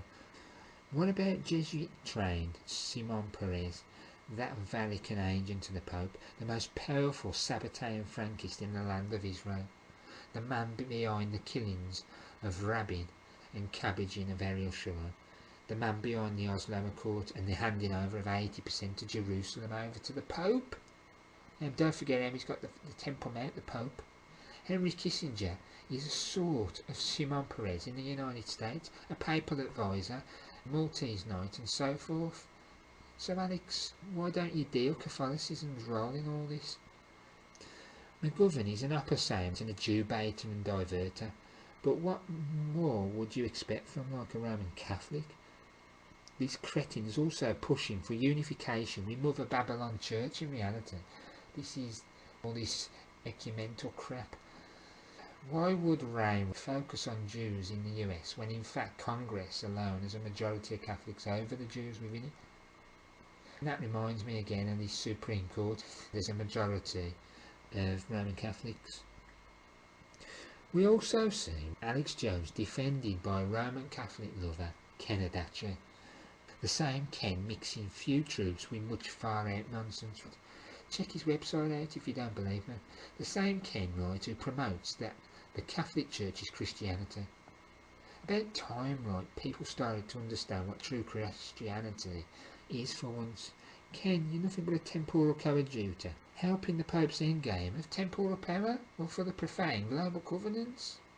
Ken tries to hide the Vatican by claiming the Illuminati are trying to destroy Christianity. The Catholic Church. The Illuminati are controlled by the Church of Rome, for God's sake. The same church which is about to change into a new religion shortly, with new names and titles, as they did when the Roman Empire of the West became Church of Rome, when the Caesar changed to the Pope, the Pontifex Maximus, the same title used by the popes today, the same popes who are the head of the ecumenical and World Council of Church movements, the same popes who were behind the head of the gatherings in Rome and mass religions as one. The conditioning for the final world religion of the unholy Roman pagan empire. So Alex is defended by these sorts of people. I wonder why. I wonder what connections Kenadachi has to FBI Division Number 5 down in Denver, Colorado. I mean, it's interesting, isn't it? Again, the FBI, which was created by Maltese Knight and Jesuit Confederate Charles Bonaparte, put in place by Maltese Knight Ted Roosevelt and Jesuit Confederate. This is the same Kenadachi who hangs around with CIA-controlled Ted Gunderson, who poses as a good guy. The same Gunderson who's had a Roman Catholic priest with him at almost all times. Why? An handler or what? Again, the stench of Roman Catholicism on corporate US soil, as I see it. And let's talk about Joe Rogan for a minute, the Satanist, the drug taker. Let's see how Alex Jones likes this guy. The same Rogan who puts his arm around a Satanist known as Stanton Levi, whilst throwing horned hand symbols and wearing a Saturnian black t-shirt with 666 upon it. The Holy Sun crowned to them. In the video with him and Alex acting all stupid to discredit in the eyes of most profane, you'll see him taking drugs from a bung. He openly promotes cannabis and DMT. If you or I did that, we'd be off air, never to be seen again. Remember how the United Nations detest DMT and have banned it from most parts of the globe. Doesn't this worry you out there? Alex Jones also wearing a black Saturnalian cloak and mask, as is Rogan. It's really covertly telling you something. But again, you believe these are the good guys. They're laughing at you whilst taking your money and time. We also see Rogan liking the rising phoenix. Phoenix meaning red gold. That doesn't surprise me in the slightest when you know Rogan's into DMT. This guy is on mainstream television again, doing comedy, fear factor reality shows and all that crap. I mean, come on, it's a joke. If these people were serious, they'd be off the air ASAP. Rogan seems to like Darwinism. What was Darwin? He was an actual Jesuit, just like his grandfather Erasmus Darwin, the actual creator of Darwinism. Another load of trash from the Jesuits in order to move you away from the AV 1611 Bible teachings of creationism. Also note, Rogan's website has a little alien with horns on it. So on one hand he's a Darwinist, and on the other hand he believes in aliens and the devil, you know, with the horns. Where would creationists come from, if any? God? I don't know. Rogan is another one who works within the Sin City, Hollywood. Who truly controls Hollywood and always have? Again, it's the mafioso controlled by the archbishops, not the Sabbatean Hofjuden front. It was the mafioso who helped Walt Disney against the unions. How fitting was that? Is it any wonder we see 5-pointed pentagrams of Lucifer within the four-cornered square of Saturn, L, at Hollywood? It's witchcraft, it's druidism. Just like those ones of the druids that were made of the wood of holly, the ones that created the illusions of old controlling the people. Let's quickly talk about how Alex has been a funder of Ron Paul. Ron Paul is an upper same fraud. I was one of the very first exposers of Ron Paul. All these profane sheep falling for the lies and paying for it off Alex Jones's website, and also paying when donating to a doomed cause. All these people donating to Ron Paul. I hope these people love you now after all that, and all the money was utterly wasted. And all I have to say on Ron Paul is study Paul Wellstone, Senator Paul Wellstone for one. Another cretin in the Maltese Reagan administration, Ron Paul. Not worth my time whatsoever, to be honest. Another who ignores Roman Catholic control. Yet another Roman Catholic sucking up to phony Baptist, basically. How disgusting is it to see someone praise the Antichristos Pope of the Church of Rome, the dragon? This is what Ron Paul did about John Paul II. He's a fraud. Talking of Jesuit Confederate Maltese Reagan again, we note his friendship with socialist Freemason Walt Disney. The same Disney in charge of the network that Alex is on. The same witchcraft Luciferian Venusian Disney forcing our children to see phallics and sexual subliminals. I mean, what do you say about that, Alex? You seem to like all this circus and bread. You know what it means. The Romans being the complete masters of it. A bit like you're dressing up as Set, our Vader Set, shouting off, entertaining to profane idiots, all whilst real issues are ignored that are of high importance. No different to a Knights of Malta football game to keep you ignorant. Why don't you tell the people, Alex, how Disneyland are used to program child slaves? But you can't do that, can you, because of ABC? Don't believe me if you don't want, but do a study on an ex-Disney director called Victor Ronald Salva, S-A-L-V-A, and what happened to him for abusing children back in 1988. So when you watch his film Jeepers Creepers, you know why it's sick and twisted.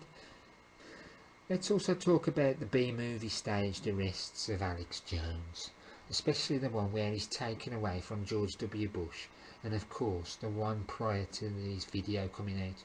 They're all setups to get you suckered into following his false tunes from the Pipe intelligence agency flute. Wonder if him and Tex Mars share spit on the end of that filthy traitorous flute. When you're first getting into conspiracy, you see Alex Jones as some kind of a god. You even get a buzz out of seeing him arrested. This is what British intelligence actually want. And it's a sucker-in job agenda. Then when you start to learn what's going on about Alex, well, all that tends to go away quickly, and you see how really pathetic it actually is and was. Just the same as Ewan's pathetic life in the mix and illusion of the conspiracy you couldn't see when he was deeply profane. So Alex, why haven't you addressed the genocide of nearly 1 million Croatians due to the Vatican? Tell the people about the San Francisco federal court case, Alperin v Vatican Bank back in 1999, ALPERIN. Let's get some facts going, Alex. You also haven't spoke of how Catholics were pacifying the Indonesian islanders under Japanese control. Let's see what the Catholic Bishops' Conference of Japan says about it all. Come on, give us some facts for once. Deep facts. How can you ignore Vatican control and crimes? You're just another Patrick Buchanan. So now I'd like to also let you listen to a quick clip of what Freeman Fly had to say when he was speaking with Eric Phelps in an interview not long back, and notice what he says about Alex Jones and when he appears big. Because it was HW's announcement for the New World Order. To me, it was so obviously an inside job, and I wondered if it was designed as such so that it would cause a schism and create an Alex Jones, so that then there's this more infighting with us. Why, sure, because you have to divide the camp of the enemy before you conquer them, and you have to smite the shepherd so that the sheep can be scattered. So you have to discredit real leaders, and then you have to create infighting among others through Operation Mockingbird and other things like that, where you control the alternative media, and then you can continue to sow this discord while at the same time planning your next terrorist event. Now we get to the what we really want to go on about, what Alex has done recently with this hatchet job video. So, in this video, Tex Mars researched Eric John Phelps did it. What a great letdown this Tex Mars is after all, you know. How can anyone follow this Tex Mars ever again after this nonsense hatchet job? It's desperate. So, Eric supposedly, according to Alex CIA Jones, claims, quote, only he is not a Vatican agent in the patriot movement, quote. Well, Eric has never said this whatsoever. This is Alec's way of demonising Eric in the eyes of the blinkered flock to protect himself as usual. So Tex Mars is a Protestant pastorism. That figure's seen as Protestantism has been taken over fully by the Society of Jesus and is full of phonies. If Tex Mars was a true Protestant, it wouldn't have gone quiet on the Antichristus Vatican for the last 4 years or so.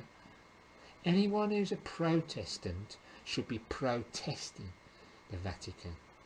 Otherwise you are no longer a Protestant, period. In most cases you're a temporal coadjutor, willingly or stupidly doing the bidding of the Pope for his temporal power and global governance. So tell me why someone whose family supposedly was being targeted for death by the Jesuits for running Bibles in Texas. Tell me why somebody would just ignore Rome after that. Tell me why anybody would be a traitor to their own family if this case was so. This then shows the type of person we're dealing with, doesn't it? Now I'll play a 3.5 minute recording of a true patriot known as Hiram Dukes, H-A-R-A-M, as in Hiram Abiff, and what he tells you on Jesuit infiltration of Protestant churches, or once Protestant churches. So here we go with that. Scholars, and they were sticking up their fingers for a ride. I said, I'll just pick them up and put them in the back seat and see what I can find out from them. And so when they got in the back seat and was seated, I asked them, I said, you boys are from Georgetown University taking the priesthood, aren't you? No, we're not taking the priesthood, they said. Oh, I said, you're scholars from Georgetown University taking something. What are you taking? They said, we're Anglican brothers. Oh, I said, the church has never told us what Anglican brothers are, nor much about them, and I don't know much about them. What do the Anglican brothers do, and what are they for? They said, well, we're taking studies to work with the Protestant churches and get them to come in to do what the church wants them to do, and to work with them and work with us.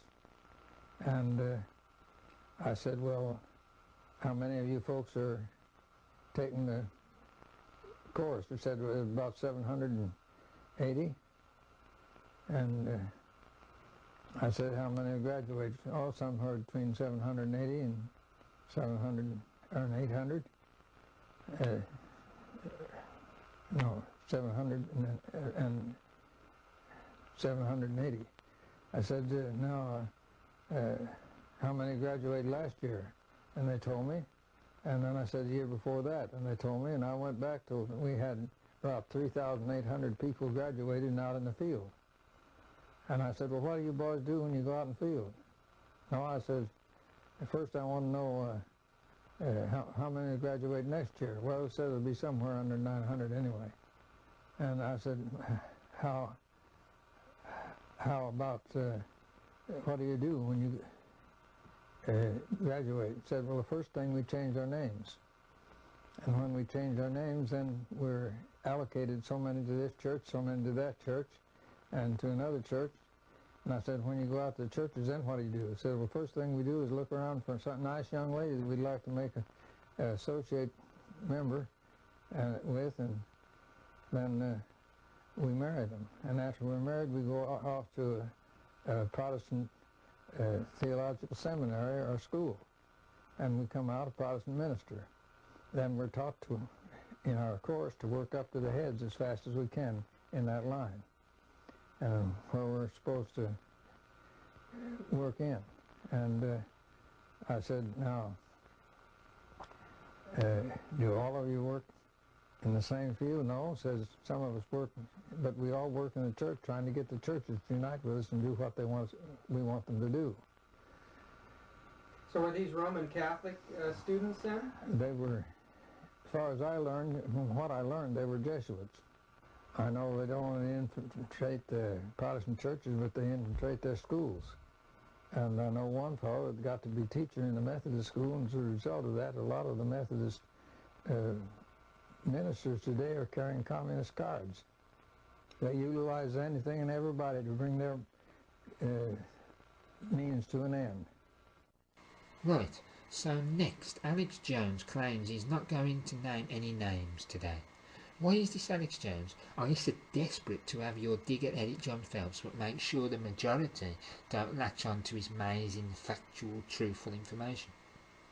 You've really screwed up this one, especially Tex when he blabs the website later on. And I believe he's created this site attacking Eric Phelps and myself, and a couple of others from the look of it. And are you worried about being liable, Alex Jones? I mean, I don't think Eric Phelps is going to stoop to using unconstitutional British maritime court, unlike yourself, if you actually could. Now you claim we're out to destroy patriot movements. First of all, can anyone tell me of a real patriot movement out there that's not controlled by British intelligence and the Central Intelligence Agency? You guys infiltrate all movements, and if you cannot take them over, you utilise techniques in order to divide the leadership and destroy them completely in most cases. Folks, these tricks of the Maltese intelligence network and the many agencies worldwide, so I'm glad you're saying 9 times out of 10, Alex, because we are the 1 out of 10 who are not agents but in fact truth-sayers. In this case, the claims of you being a temporal coadjutor are absolutely correct and stand to this time, period. Until you recognise all of Rome's controls, crimes and future actions, then you are a shill who has no credibility anymore, period. You're here just to simply spoon-feed people ground-level agendas such as ID cards, etc. You never go into any details of any use within the Omega point of control, that pinnacle. You then hate the people that do. Eric teaches true Christianity as taught of old, which is true Protestantism, based on the authorised King James Bible, AV 1611, the only Bible to be quoted and used. You wish basically people to not learn the true teachings of Christianity, don't you, Alex? Otherwise you wouldn't be doing this. Eric opens your eyes up to the truth behind the conspiracy from who rules and how they do it, to like reasons why, and it's all totally religious. It's not money, it's religion. Another great scholar to do this is Professor Walter J. Fife, who's amazing at showing you the truth.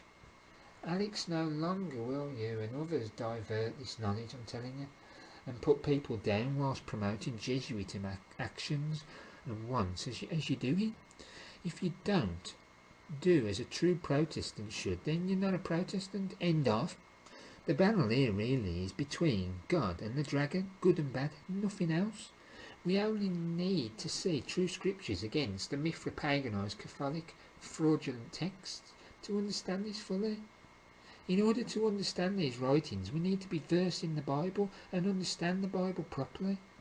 Until you or phony Tex Mars do this, then you're of no worth to anyone trying to understand this battle and conspiracy. To be honest, Alex, in fact, I don't think you've really got a clue on this side of the fence. So your knowledge is in fact very limited indeed, and you're also suckered into the countermeasures of the Jesuit control mechanism, as far as I'm concerned. What Bibles are you handing out, Alex? It wouldn't surprise me if it wasn't the Luciferian Douay nonsense. So now this great researcher, Tex Mars, made an amazing, serious discovery. Wow, Tex Mars, you've shown what you really are for sure now. People will turn off in droves for this, even more than they already are. You're just simply a traitor. Next, we see Alex lie and claim Eric has emailed him for interviews and then done this many times, including threatening him if he didn't have him on within a week. I mean, this is utter nonsense. Eric does not need Alex Jones' show or any show. Eric does not even threaten anyone. Eric's a good Christian gentleman, a good man. If Eric asked anyone to allow him onto their show, if they said no or ignored, he would simply move on. It would be no big deal. This is Alex once again at his tricks and discourage them against going to Eric's work. You cannot afford to lose your viewings and custom. Once he really starts to wear off, the Central Intelligence Agency will simply dust him off. They'll do it in seconds. What does this mean? It means basically he'd have no money, and he'd have to need government benefits or handouts or a proper job. Something that he wouldn't want to do, a whole new boring lifestyle he's afraid of, basically. I mean, my God, he has over $10,000 worth a month in costs for net servers. I mean, all that would be gone. It reminds me of Alan Watt again. It's like, what'll happen is the CIA will dust him off, but then they'll have somebody with the flame ready to pass the flame torch to, you know, another lackey that's gained some trust. And again, that's what I mean really when I'm talking about Alan Watt. So Tex Mars is this great Vatican author, right? But wait, Alex, right? He's not a great Jesuit author. And why all this quietness on the subject for the last few years, Tex? Who's paying your bills now? How do you sleep at night? You're just a phony. So Eric has supposedly called himself a white supremacist now, Alex. Yeah? Funny this, Eric is a white segregationist, you know, he believes in races being separated. And they're very much different. You then come up with this other total fantasy lie that Eric speaks of some weird black magical rituals in aircraft and firing some weird power beams to Earth. And this is what he believes nukes are. Well, Alex, I mean, what a utter tripe and discredit job that was. How many times do you think you can get away with it? Eric does not speak of any black magic or power beams. What he speaks of, right, is how magnesium flash bombs laced with radioactive material such as like uranium or plutonium were dropped by B-29 bombers over Japan. This was to give the impression that the atomic detonations were airborne, when in fact they were really ground detonations. That's what he's telling you. The ground detonations perfectly timed without the air flash. So do you believe, Alex CIA Jones, that 5 Jesuits were protected by their Luciferian goddess Samarisis, or should I say Mary, when they amazingly appeared unarmed by the blasts? Are we meant to believe that? What about those plaques in the name of this so-called miracle down there in Japan? Explain that, Alex, if there weren't something going on. And what about that evil Pedro Arupe, who was their commanding officer during that time, and who later become the superior general of the order? What about that, Alex? So tell me where we get black magic and power beams from this, Alex. You're just a sneaky Jesuit yourself. Remember, folks, that the true definition of a Jesuit is a clever person who deceives people. That's what Alex Jones is doing. Just now. And all the time. He too will be totally screwed in viewers for this shortly. So Alex is trying to discredit. He is trying to do this with his own fantasy version of Eric Phelps' nuke knowledge. He's twisted it all as usual. Well, Alex, if anyone is trying to discredit the 9/11 movement, it's you. Whipping up all these young profane teenagers. You're trying children. You're getting arrested and causing agitation so much. If anyone is helping to damage the 9/11 truth movement, it is yourself. Along with how you act like a complete mental case. This is a technique to put the masses off your work, whilst claiming that you're trying to do the opposite. You accept the more intelligent, as the CIA knows there is not much they can do against them that are semi-waking up. But they can sure use you to keep the others from awakening. So they put on this crazy mental voice and actions with their stooge, Alex Jones. All of a sudden, the new and profane see this and think mental retard or something, and they switch off instantly. So right now I'm going to play an example of Alex Jones and his technique to put people back into their quilts fast asleep. Our roots. It's time to get angry, and it's time to start standing up to the scumbags that think that we're their slaves, because they're not giving us quarter, and if we don't stand up and fight back against them, we have no future. The New World Order must be defeated! You've obviously seen Doctor Who. No, I remember about 20 years ago watching it on PBS, yeah, but I... You sounded just like a Dalek. Are those the little things that run around trying to kill people? Yeah. They're big, man. Don't say exterminate, yes. Watch out for Hey, them. listen, Alex. No, that's the New World Order. It's Daleks running the New World Order. Exterminate. Exactly. So, Prince Philip's a Dalek. You have got to get in-game, folks. It's free on Google or get it at Amazon.uk. Just get it out to people. The rebellion has begun. Thank you. We'll talk soon. Thank you. Okay, thanks, Alex. Alex Jones. So, folks, who do you think is discrediting the conspiracy truth now, then? Huh? I mean, imagine yourself not knowing anything once again, back in, when you was profane, big time, and then coming across this raving lunatic straight off, going off on one, Would you still be I mean, Alex attacks David Icke for his reptilian theories, but at least David Icke goes about his presentations correctly, and in fact very well, by adding some sarcasm to the proceedings, which gives more interest. Mind you, as many know, I don't trust David Icke either. He's on the telly and everything else, but in many ways he's far better than Alex Jones. Now, Alex Jones tries to discredit Eric's information on how nukes have been put on certain ley lines in order for the detonation to work as planned. This is also in accordance with the harmonics of the sun. It's where the sun's in a certain location in order for the nuke to explode. It's all to do with frequencies and stuff that we're not privy to, occult. This is the information that the Jesuits and the Maltese just do not want you to know. This is their occult and for them only.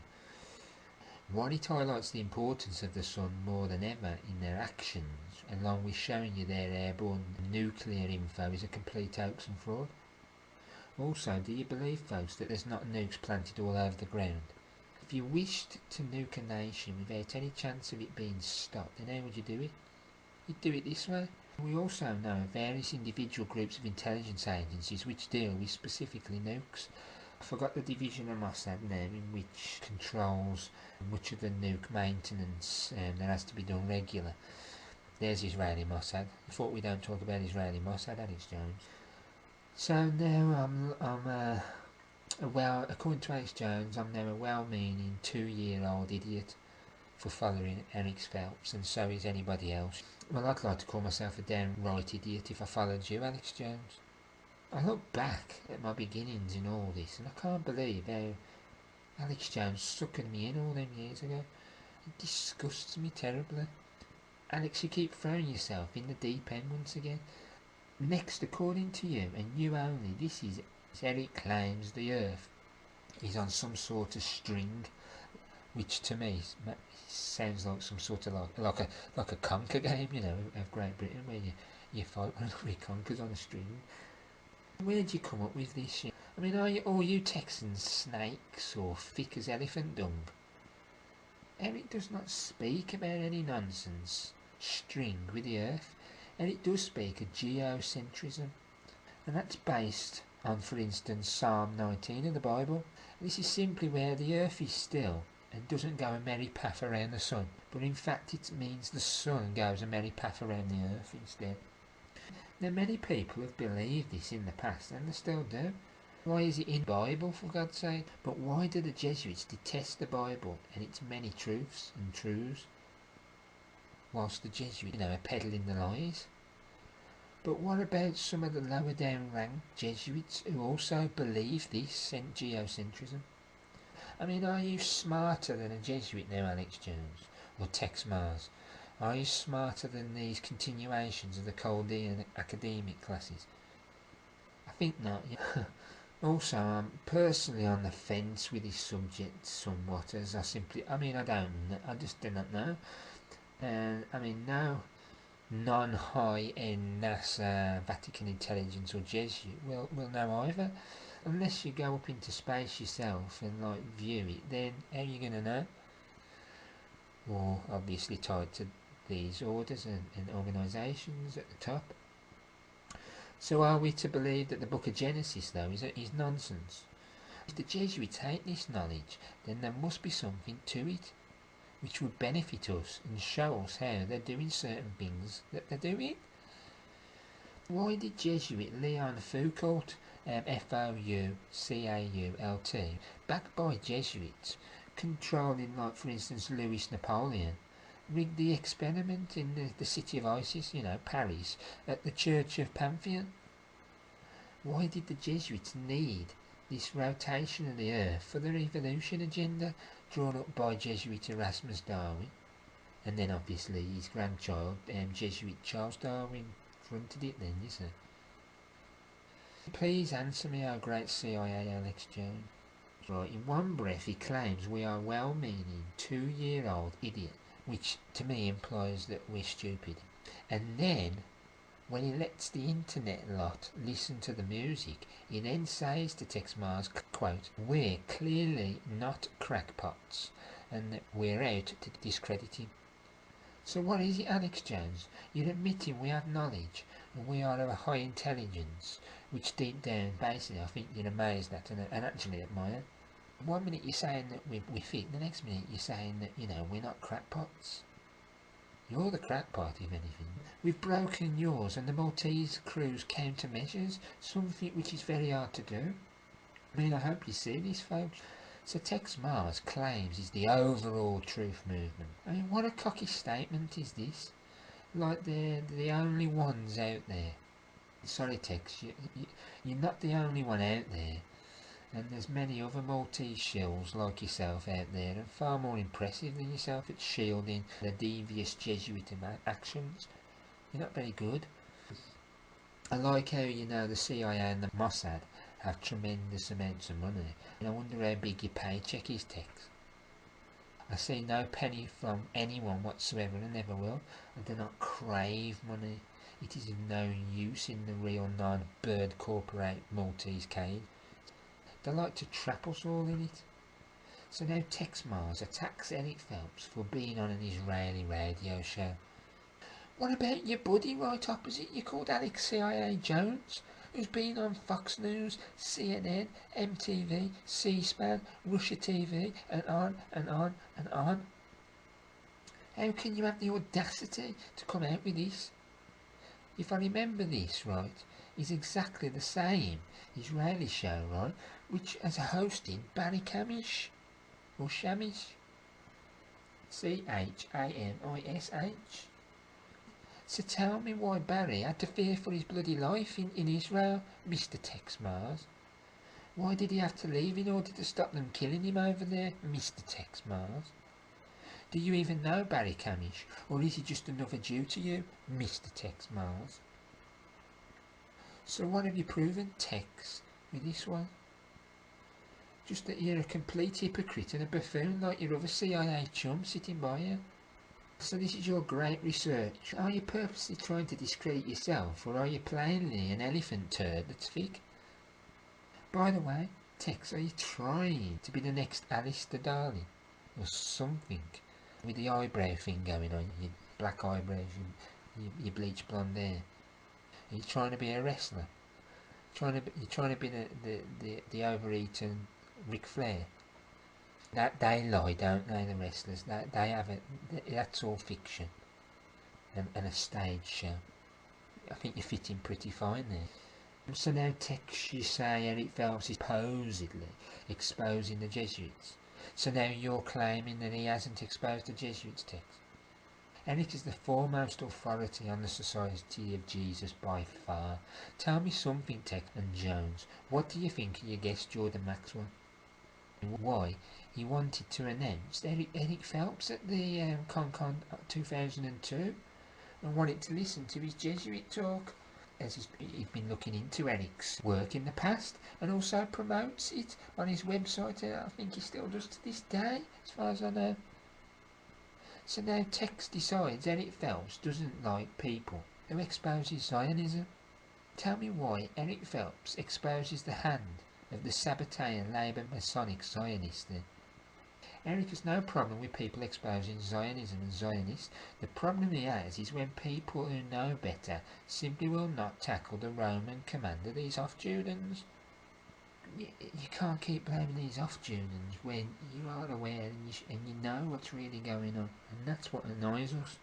Now tell me, text, right, what it says in the Bible about the Jews, what they say. In the Bible, the Jews, quote, have no king but Caesar, end quote. Now who is Caesar exactly? And what is the Pope? Is the Pontimus Maximus again, an old title that the Caesar had. We are dealing higher now into the Omega level, and we don't want to be blaming Hof-Judans for everything as if they're at the top, who are little piddly puppet knights, if they're lucky, when we know better. It's also very hard for us to listen to people putting all the blame on the wrong crowd. So Mr. Tex Mars, you got Eric's book, and it was absolutely ridiculous, was it? And hokey and all this crap you come at me. Why doesn't Jordan Maxwell seem to think so, and other so-called authorities in conspiracy? Why did you sell it for so long upon your site, Mr. Tex Mars? By the way, Mr. is a maritime term which then makes you a corporation. You're a captain of a ship. That's why I'm calling you Mr. Tex Mars. That person. Please don't tell me it was because your audience wanted it there. Why would you promote a book you don't like or agree with? This proves once again your shillery. What's wrong, Tex, with his publisher? Is it because they're not on the CIA list of recommended publishers, CIA publishers? A book so wanted, Vatican Assassins 2, it's fetched as much as like $300 to $800, probably more, I might have missed, on these online auctions, for instance. Why would people, for God's sake, be willing to part with so much money for something which is of no use and has a bad reputation? Answer me this, Mr. Tex Mars, and please don't claim it's because people haven't read it before they've bought it. They're buying based on what many have said and on their recommendations. So, you've exposed the Jesuits, have you, Mr. Tex Mars? Are you a Jesuit authority, Mr. Tex Mars, as we've said earlier? Where's your Jesuit book, Mr. Tex Mars? Why is Eric the authority on the Jesuits then? So it's okay, is it, Tex, basically, to claim the Illuminati have created all offence from 1776, but it's not okay for us to say the same of the Jesuits, who in fact control their created Illuminati. Again, it's pure hypocrisy. Tex is simply trying to discredit while screwing himself over right now. Do we still need this Mr. Tex Mars around? I personally think not. We need rid of all these Roman lackeys. Now some even bigger bunkum comes from Tex Mars. Now he claims that Eric Phelps hates people who believe 9/11 was an inside job, claiming that Eric makes out they're a Jesuit in hiding. What is this overweight, hormonally injecting meat-eating idiot on? Eric Phelps exposes 9/11 as an inside job, but goes further and names actual names and real orders in charge, such as the CIA, Mossad, British Intelligence, Maltese Knights, Cardinal Egan, etc., etc. How's he calling them conspiracy theorists and blah blah blah, like these people are trying to make out? I just can't believe what I'm hearing from this great lump. Eric exposes the intelligence network control of these so-called 9/11 truth movements, such as this Canadian SIS agent and the Knight of Malta, Alfred Weber, or Webbery, which Tex Mars is sticking up for. Look, people, just study Eric's work before you believe this complete suppressionist Mr. Tex Mars. And your eyes will be opened very quickly to the truth, and these guys will fall into a fiery pit as they should have years ago. Like the Bible says, we're living in a time of deceit. And these are the great deceivers, the false prophets. So, Mr. Tex Mars, you have all these Vatican videos, do you, right? Do you once name it as the head of the dragon? And what about Jesuit videos, Tex?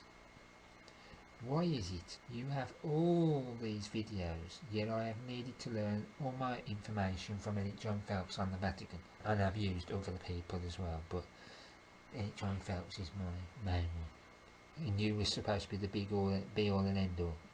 It's funny that, isn't it? Now Alex tries to claim that we say the Vatican is the only one with evil and all this crap. The Vatican is the most evil, controlling everything. But not only the Vatican can be evil, for God's sake. I mean, your neighbours can be evil, you can be evil, your sister can be evil. He's trying to make us look stupid, when in fact he says we're far from it. He ain't very good at lying. You've got to have a good memory to be a good liar, and he ain't got that. Not in this case. Apart from what's being programmed into his head, what document, but never the deep part of it. Just this low level. CIA want you to know. And then they got the next shill that he's allowed to tell the higher level truth seekers that little bit more. And then it gets to the point where that's it, then it's stuck. But we've progressed past that and they don't like it. We can't have these new teachings coming back. Well, they're not new. They're old teachings of truth, what the Jesuits once suppressed. But we're bringing them back. We're bringing true history. We get Alex Jones diss us and on about us giving history lessons and things like that. Well, that's what everything's about. True history, not Jesuit constructed history and suppressed history. But Alex Jones don't like true history. So can't say that the Vatican is the evil of evils. I mean, what a pathetic comment from a very pathetic man, really. I mean, just as William Cooper pointed out earlier. I mean, so tell me, Tex, what do you mean by Eric giving some truth? Can you tell us what these truths are? So now, Alex, you decide to claim Eric now says that these mythical black magic rituals are done in Foo Fighters. I thought it was planes before.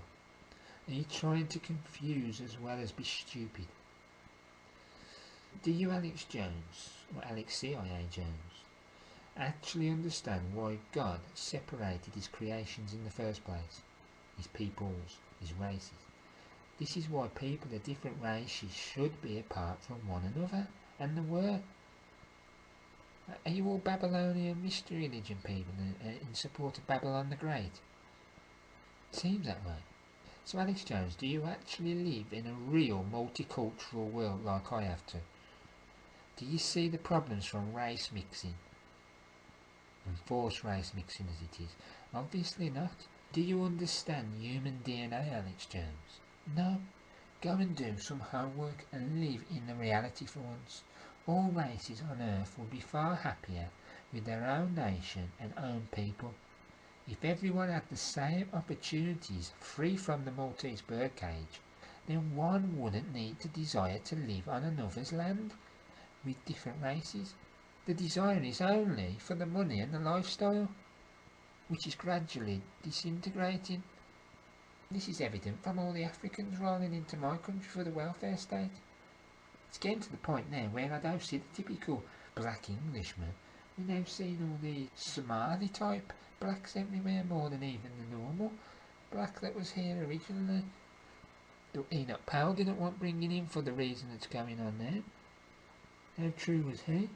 Well, he knew what the agenda was behind it. I mean, wake up, Alex, right, and stop twisting Alex race information. If everybody sits back and thinks about it, they should realise what's being said is correct. And like black people who don't fully agree with Eric on this subject, that's because they're black and they're living in our lands and having our freedoms. Would you honestly think that you should go somewhere else if you're here? You don't work that way.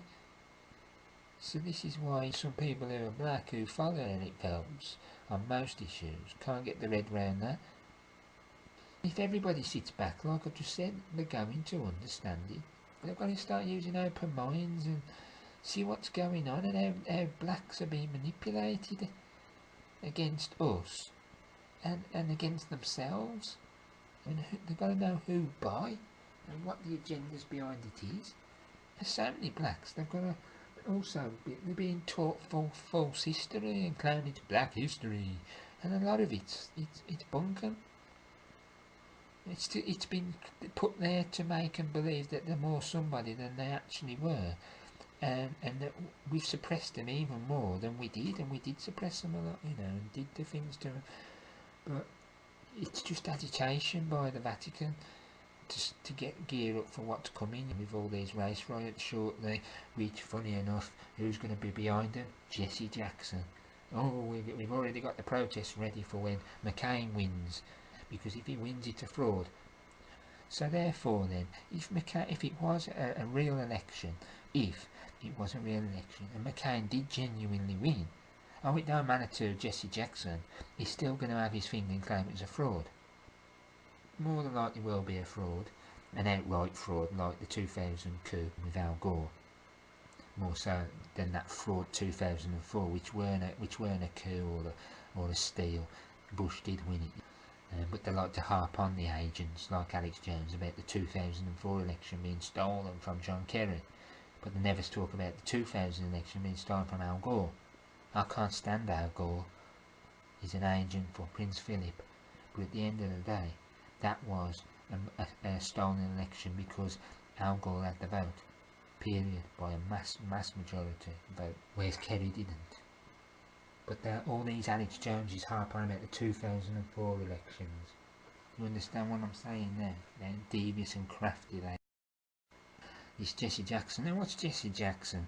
He's from the Boule, the B-O-U-L-E, the Boule, which is the main secret society in the centre, the total 9, the completion 9, which reversed is a perfection 6 of the societies, black societies, elite upper class societies. He's also an informant, a lackey of FBI Division 5. He's also controlled by the Archbishop of Chicago, who is Francis Cardinal Eugene. He is the treasurer for the Vatican, a very powerful man, also in charge of the Nation of Islam, and also the Ku Klux Klan. Again, the Vatican manipulating both sides. I mean, what was good, you even saw that, I mentioned it before, that street gang guy who's left the gangs, actually talking about how the Vatican's controlling the gangs with the archbishops. That's Jesse Jackson behind the killing of Martin Luther King. For instance, you know how he never wore a tie, and he made Martin Luther wear his tie. Crafty man, very crafty man, devious to the core. Him and his Al Sharpton. Al Sharpton's an FBI Division 5 as well, and same with Spike Lee, that great black producer of movies, who a lot of the black people who are profane just do not understand what he's all about and look up to him when he's a devious piece of work. Basically, it's all out for money, fame, and to be good. But these people murder people, and it's disgusting. That's Jesse Jackson and the coming race riots. But this is what it is. They're trying to start up race riots, which we, from the look of it, from the documents like the DOD and the MOD, was looking at 2010, but it looks like now it's a year early, 2009. And that's going to work well, especially in the United States, because if I remember rightly, they wanted to get the North American Union finished or really get going in 2009, but it's all tying in with the financial economic crisis. So crisis, riots, martial law, then Amiro's having to come in. We've got a global currency right now. It's not money, it's oil. That's your global currency, black gold. Also, Alex, I don't think I've ever heard Alec Phelps use the term agents or agent as such. Very rare if he has. He uses the coadjutor term. I use agent a lot, and others do. I don't know where you're getting this Nazi agents thing from exactly, the way you're putting it. Is it out of your empty brain or something? I mean, do you live in a fantasy world? Are you programmed by the CIA that much? What a shame for your soul, what God gave you.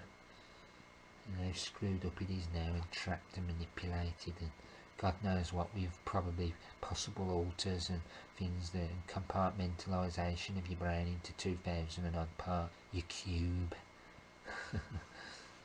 You've got to have some fun with these people, you know. They like to call us names and lie and laugh at us, you know. So let's have a bit of fun with them at times. Can't keep being too serious all the time, can we? So, what has Tex Mars, Mr. Tex Mars, and his engineering, etc. career got to do with anything? It's got nothing to do with it. So, Tex Mars was an Air Force officer. Wow.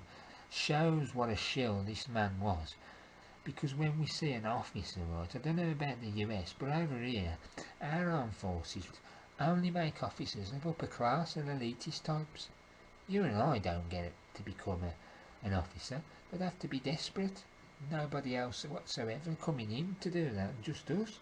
But anyway, why would anybody want to fight for the Pope and his 14th Amendment unholy Roman United States Empire? Do we see Eric Phelps wanting to do this? No. What are his thoughts on if his children go into the military? He would disown them. He said that. I mean, this is the mark of an honest and truthful man who believes fully what he preaches and he practices it too.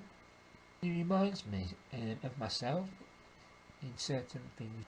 So, Mr. Tex Mars, what was it like being a pawn for foreign policy, as Maltese Henry Kissinger has put it in the past, along with very horrible terms to do with animals as well? I mean, you're not such a smart man now after all this, are you, Mr. Tex Mars? So Eric's now in the pay of Israelis, according to Mr. Tex Mars. Why is it that this man is right now not very well off?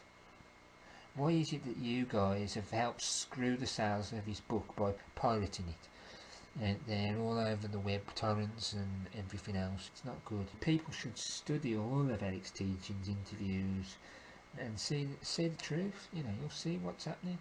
Whilst all these phony scam artists are rich and have good lifestyles, paying little teenagers to go halfway around the States on planes at a whim. Look at how the real true sayers are poor or just getting by, utilising normal jobs on top of it. So Alex, why do you insist on trying to make out Eric doesn't believe Israelis were behind the USS Liberty attack? Eric highlights how the Israelis did the actual attack. He also highlights who commanded it at the very top, unlike you. Why are you twisting all these things and looking very silly in the process? It's daft. Mr. Tex Mars is a giant in all this, according to Alex CIA Jones. Well, Mr. Tex Mars is a giant. Yeah, he is. He's a giant of pies and lies. Pies and lies. P-I-E-S. All these years of Tex Mars, and I had to find Eric Phelps for the truth. Well, that's a good show, isn't it? You've been what, 20 plus years, Alex? Well, I've only been 7 years and I've gone higher already. Aren't you ashamed at that? I would be. Oh, again, Alex comes out about some amazing discoveries by Tex Mars against Eric Phelps and so-called others. Boring. So now Alex goes again one step further and tries to imply Eric Phelps worships Israel and not Jesus Christ, the true teachings of the Bible. Well, listen, Alex Jones, who always speaks of Christ and Jesus Christ, for God's sake? It's Eric Phelps. He's always trying to get us. It's like I was talking to him about religion. He says you don't need religion, you need to be in Jesus Christ. Yeah, we don't need religion as such. So there's one little example of his Jesus Christ. Seriously folks, I'm worried how at one time I actually followed these buffoons and hung on to their every word. I mean, it's a very scary thought.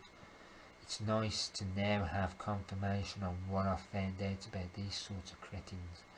Alex then moans because he's expecting people to say Eric's talking of these mythical flying saucers again, but don't. They don't, Alex, because Eric does not speak on flying saucers and nukes. You know, I mean, I seriously believe you're not only controlled, but you also have a screw loose, for real.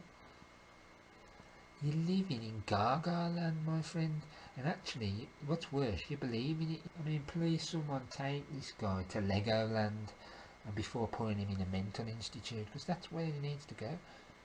But probably at night, he probably does go to a mental institute controlled by the CIA when they're pumping some more stuff into his photographic memory, if he's got one, you know. Shame he don't photograph the true teachings up there, isn't it? You know how you claim, Alex, that all Jesuit exposers are ex-Catholics who must have been abused, right? I mean, I'm starting to wonder if you've been down to Disneyland yourself as a young puppet. Did you ride a carousel much after your torture? Who can play this game? Mr. Tex Mars, what is this order of the Jesuit? Exactly what you're talking about. The order of the Jesuit. You mean the Jesuit order, or the Society of Jesus, I presume? Mr. Tex Mars, Jeff Rents is a Vatican agent because he once again is a paid shill like yourself in order to put over British intelligence wishes. Whilst on the subject of British intelligence, I may say, why is it that hardly any of you US citizens, truth, frauds, ever mention these? Why is it that when British intelligence gets brought up, it's like very rare by you guys, if at all? I mean, why is this when British intelligence controls and created your CIA and the Mossad? Why is it when British intelligence is riddled throughout the United States, controlling everywhere? You always just focus on the piddly CIA and Mossad. Why is it? Jeff Rents is an out-and-out Jew baiter who denies Vatican control and Vatican crimes at high level. Jeff Rents has also lied about Eric Phelps, like you're doing now, and he claims some nonsense similar to what your CIA Jones did about poor old William. So, this is why Eric exposes, along with many of us, Jeff Rents. The same Jeff Rents who pushes the false trail conditioning known as bird flu and the HIV virus bunker. The same Jeff Rents who has appeared on British Intelligence Broadcasting Network, the BBC, for God's sake, what we call the Blair Broadcasting Network. Really the British Broadcasting Corporation, the BBC. The same Jeff Rents that discredits truth with much info, that's bunkum such as UFOs, etc. He's got some right crap on there, it's done by design. On the Cumby issue, this is clear when you read the texts and emails to and from Eric and like on his blog. Just because someone highlights something that's occultist doesn't mean that they're not an agent or even wrong for that matter. And we're to worship these people like a god and not be able to say anything about them. Wrong. Do your homework, Shill. My God, you can see the fear on Alex Jones' face as his fortunes start to go up in smoke. Well, news for you, Alex. You've now poured gasoline on the flame. What a damn screw up. So, Mr. Tex Mars, do you know the address of your pathetic ZionistChampions.com? Yeah, another stupid move, never allowing people to see the real information totally, highlighting yourselves as the frauds you are. Again, Tex, you bring up the Zionist connection, and apparently Eric not liking anyone bringing up the Mossad. I hear Eric speak of Mossad many a time. Why don't you speak of who created Mossad being British intelligence, William Stevenson, and all the Knights of Malta behind the CIA, which was created by the same William Stevenson? Again, because we can go higher than this piddly Mossad that you seem to blame for everything. You don't seem to like it, do you? Again, you'll hear these people go on about Mossad this, Mossad that, but when we say that it's the Jesuits behind this and that, they say that we're weird. It's a joke. So now Tex gets on to his greatest discovery, and this is nothing more than Eric Phelps is supposedly this great big diamond merchant. First of all, Eric simply asked an Israeli friend, basically, if he knew anybody who sold diamonds in Israel, and he was put onto a man who did. That's because diamonds are best from Israel. Eric's hardly any diamonds, he's hardly had any diamonds from Israel after all. It's really funny indeed, really. Eric's no merchant, his wife simply makes jewellery to try and earn some form of a little living, you know, amongst a few other small business ventures they're using. You know, Eric gets no fat paychecks from millions of blinkered profane sheep and from the intelligence crowd like Alex Jones and Mr. Tex Mars. It's like if I had a friend in Rome who could, like, get me good medicinal herbal tinctures cheaper than my supplier. Would I use them? Of course I would. But if he was a Roman Catholic, I wouldn't know, period. The point is, right, that it doesn't mean that I'm in leagues with Rome, does it? So if I went on vacation to Rome, would I suddenly become a stooge of the order? Of course not. If I did go to Rome, it would be basically to investigate that mysterious house of Jesuit, the headquarters of the Jesuit, the same house which most tour operators out there don't even claim exists. I wonder why. You have to go and find it yourself. So the big discovery turns out to be a flop. Tex Mars' great discovery, it's a flop. So Eric publishes his business site selling diamonds from Israel with his name and everything against it. Why would anybody put the name against it if there was an agent of Israel when they could easily be found out? Let's get some sense here, especially with all these fanatic blinkered Zionist haters that are out there, like these Darrell Bradford Smiths and people like that. The only thing I'll give credit to with Darrell Bradford Smith is he did have a guest on who exposed the truth about AIDS and about how HIV is a load of rubbish, like I've earlier explained briefly. I'll give him credit on that. Not many people have anybody on who talks the truth about HIV. And I've listened to a bit of his financial peoples and everything. But the Zionist stuff, there's some good info there, because Zionists are part of the problem, but they are Hofjudens working for their Pope, period. But we still have to recognise their crimes, that's for sure. So basically, you've got these Zionist haters, and Eric's going to show himself up so easily to Zionist haters who are looking for any excuse to get him. As if. Let's get real. I know we live in an illusion or Luciferian world, but let's just get real for a period of time at least, you know. A lot of these Zionist haters don't even understand the word, for starters. They don't even realise there's different types of Zionists, and then they don't even understand the word itself as such, and they don't even understand the connection to how it was really Zionist with an S, like the Jesuits were the company of Zion with an S. The same Zionist haters basically who believe Zionism is the leadership when in fact it's Luciferianism, and they're both very different, contrary to what some may make you believe. So he meets with various unnamed people, does he, Tex Mars? This is what he says about Eric Phelps again. I mean, well, first of all, should we always disclose all our friends around the globe all of a sudden? But Eric has highlighted this great mystery man anyway, who's just his friend. He's an investigative researcher or something like that. I mean, he said his name now, so what are you going to do now, Tex?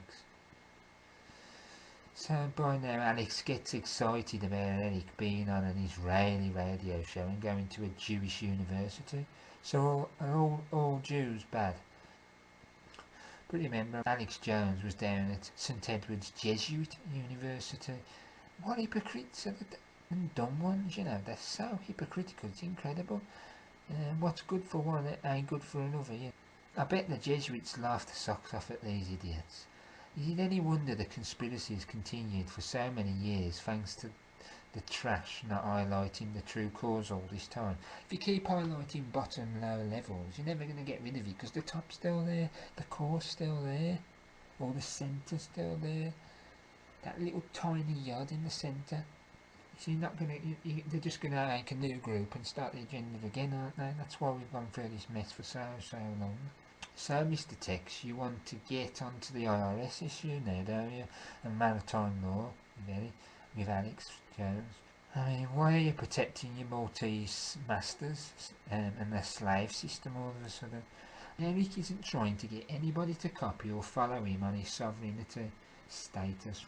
What about when Jordan Maxwell speaks on this subject and his sovereign status? Why have you had him on your show, Alex Jones? Then remember one of the few people that's talked about maritime is Jordan Maxwell. I do have to give him credit for that. He was the first main guy I learned about that from, along with a few other things. Again, you have to eat the meat, spit out the bones. But Alex Jones has him on his show. Remember, Eric has only filed the last 6 years and all for zero. I mean, Alex claims everybody has been had for this, but how come Eric hasn't? If you'd followed the truth, then you'd have seen a good while back how the IRS were on Eric's back, and his reply letter to him, which was on my site and everything, which was basically a masterpiece of truth in itself. It was great. Just speaking of the Jesuits and everything to the IRS. Not that most of the compartmentalised side of the IRS would understand what he was saying, but if it was handed to the above, which no doubt it will, then they'll understand what he's saying. You know? So he wrote that letter, and that was very good. Now tell me, Alex, if you think maritime is a fraud, then how come some of the people who try and understand it have actually won their cases, as highlighted on one of your shows recently? Do you honestly think if it's a fraud, how can some have won? Do judges just quit something like that if it's a fraud and they can get somebody? Give me a break. There's nothing to it. You haven't a damn clue on the subject. Now why, Alex, was you promoting Aaron Russo's video, which spoke all through it about the non-existent law for filing tax returns? Yeah, and the fraudulent IRS and the Federal Reserve. You don't speak about the true high top levels of the Federal Reserve and the maritime system behind it properly, do you? But you promoted that video. Why? Do you think Aaron Russo was full of dung as well? Now let's get down to some nitty gritty here. Why did Aaron Russo and other shills not mention HJR 192? HJR 192. 192. And how it works. Eric did, and he warned everybody what they were being told by the likes of Russo doesn't actually work in the way that they're telling you, thanks to this hidden HJR 192. Do your own work, Alex CIA Jones. Also, Eric has helped interview Mr. Peter Eric Hendrickson, and he's the authority on the subject, and he's written an excellent book in its third edition, and the book's called Cracking the Code. Cracking the Code. So please look into that, folks. You know, I mean, it's a good book. Once again, Alex fear-mongering Jones. Ooh, the IRS is the scary daddy and there's nothing, absolutely nothing you can do. Bunk 'em. I'm not saying it's easy for everyone, but it can be done if you know how to do it properly. I mean, it's certainly not for the Alex Jones sheeple idiots who spend 30 minutes a week, if that, on conspiracies, that's for sure. By the way, Mr. Tex Mars, why would Eric want a social security number? A system brought in by a Jesuit Confederate by the name of Franklin Roosevelt back in, I think it was 1934, was it? You know, just 1 year after his Gold Confiscation Act of 1933, the year of the United Corporation States going bankrupt. Then the introduction of this maritime banking law ever since. Do you like being chattel property, Mr. Tex Mars, and the phony Roman 14th Amendment United States? Chattel property, Tex, yeah, is a cow owned by its farmer. But you'd know a lot about cows, wouldn't you? The amount you've obviously been eating over all these long years. What a patriot you are, being ruled by a foreign invader out of just a little puny 10 square mile radius called Washington DC. you little, or not so little, US citizen. That Luciferian place of the Roman Catholics. The District of Columbia, that feminine Lucifer within the masculine square of hell. It's a joke, it is. So you like phony capital being symbolic for the Canaanite god El, do you?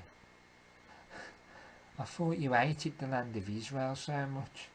So now you chattel property of its god, symbolically. Great stuff, innit? So yes, good on Eric for sticking their maritime product number in corporate system up their rear ends where it deserves, basically. Alex Jones claims it's criminal, it's illegal. Well, tell me, Alex, what is the definition of illegal and legal? Well, it's the colour of law, meaning that it appears to be, but it is not, because it appears to be, but it is not. Maybe if you followed your so-called family stance on the Bible and the Word of God, you'd see that English common law, or God's law, is the rule of the land, and not any Roman civil or Roman maritime system superimposed over it covertly. I mean, illegal, don't you mean unlawful? Let's use real terms and exit the Maltese birdcage for once. So yeah, Alex also claims Eric changes his tune to different people. What utter lies and fabrication. Eric is the same regardless of who is around, period. It is more likely the case that Alex Jones does that. Devious. Next, we'll have another great discovery from Tex Mars about me flying on British Airways, our nation's carrier, being a British intelligence-owned corporation. I mean, I'm a British agent for SIS at Vauxhall. That's me, that is. As if. But that's what somebody like him will come out with shortly. It seems Tex Mars has no clue about the true definition of a racist, which in fact is a recent word, and it was at one time racialist. And racialism. I mean, see, it's just more Jesuit gatekeeperism with words. People don't truly understand. It seems these clowns want people to associate Eric now with white supremacist groups such as the Aryan Brotherhood. He's nothing of the sort, and in fact he's giving us the truth about the two very different Ku Klux Klans, for instance. The same Ku Klux Klan which Alex would just say was Albert Pike's. More crafty Peter Pan, Pied Piper, flute techniques. Dun dun dun dun. Can you keep hearing that boring repetitive tune? It's called bunkum. So Alex Jones likes to talk about the Federal Reserve being private, but he won't tell you what order the high-level members are a part of.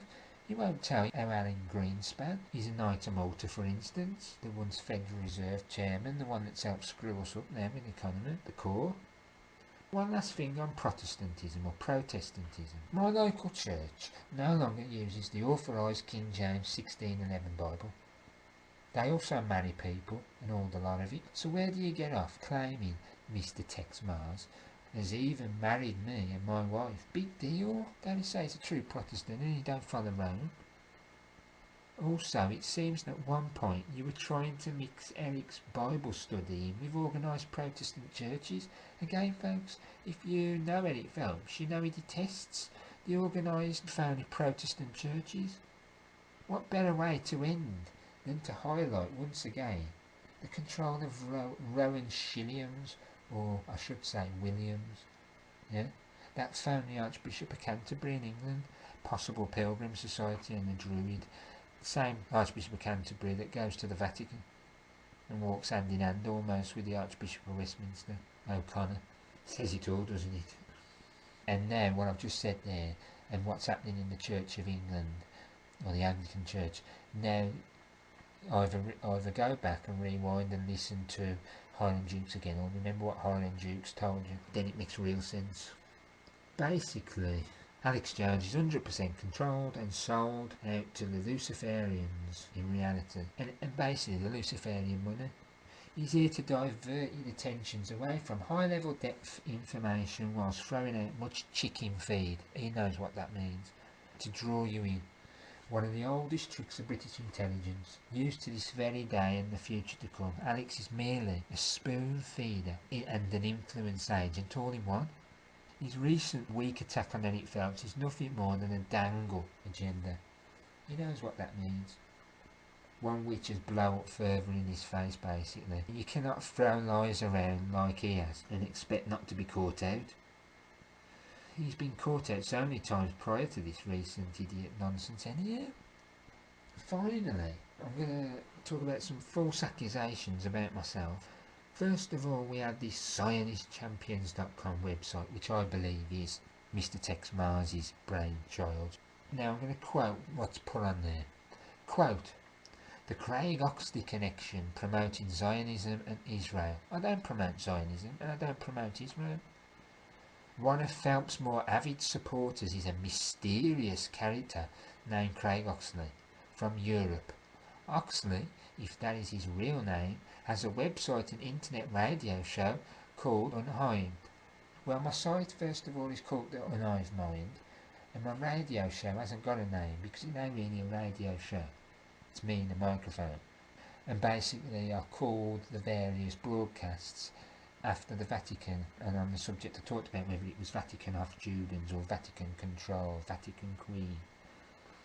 But anyway, back to his quote, right. "When told by concerned patriots that John Phelps Unbeknownst to most of his adoring anti-Catholic fans, he is in fact a merchant of Jewish-supplied diamonds and a rabid Zionist. Oxley admitted that yes, he knows these things, but so what? We must remember Oxley wrote that Israel is simply the 51st state in the United States in reality.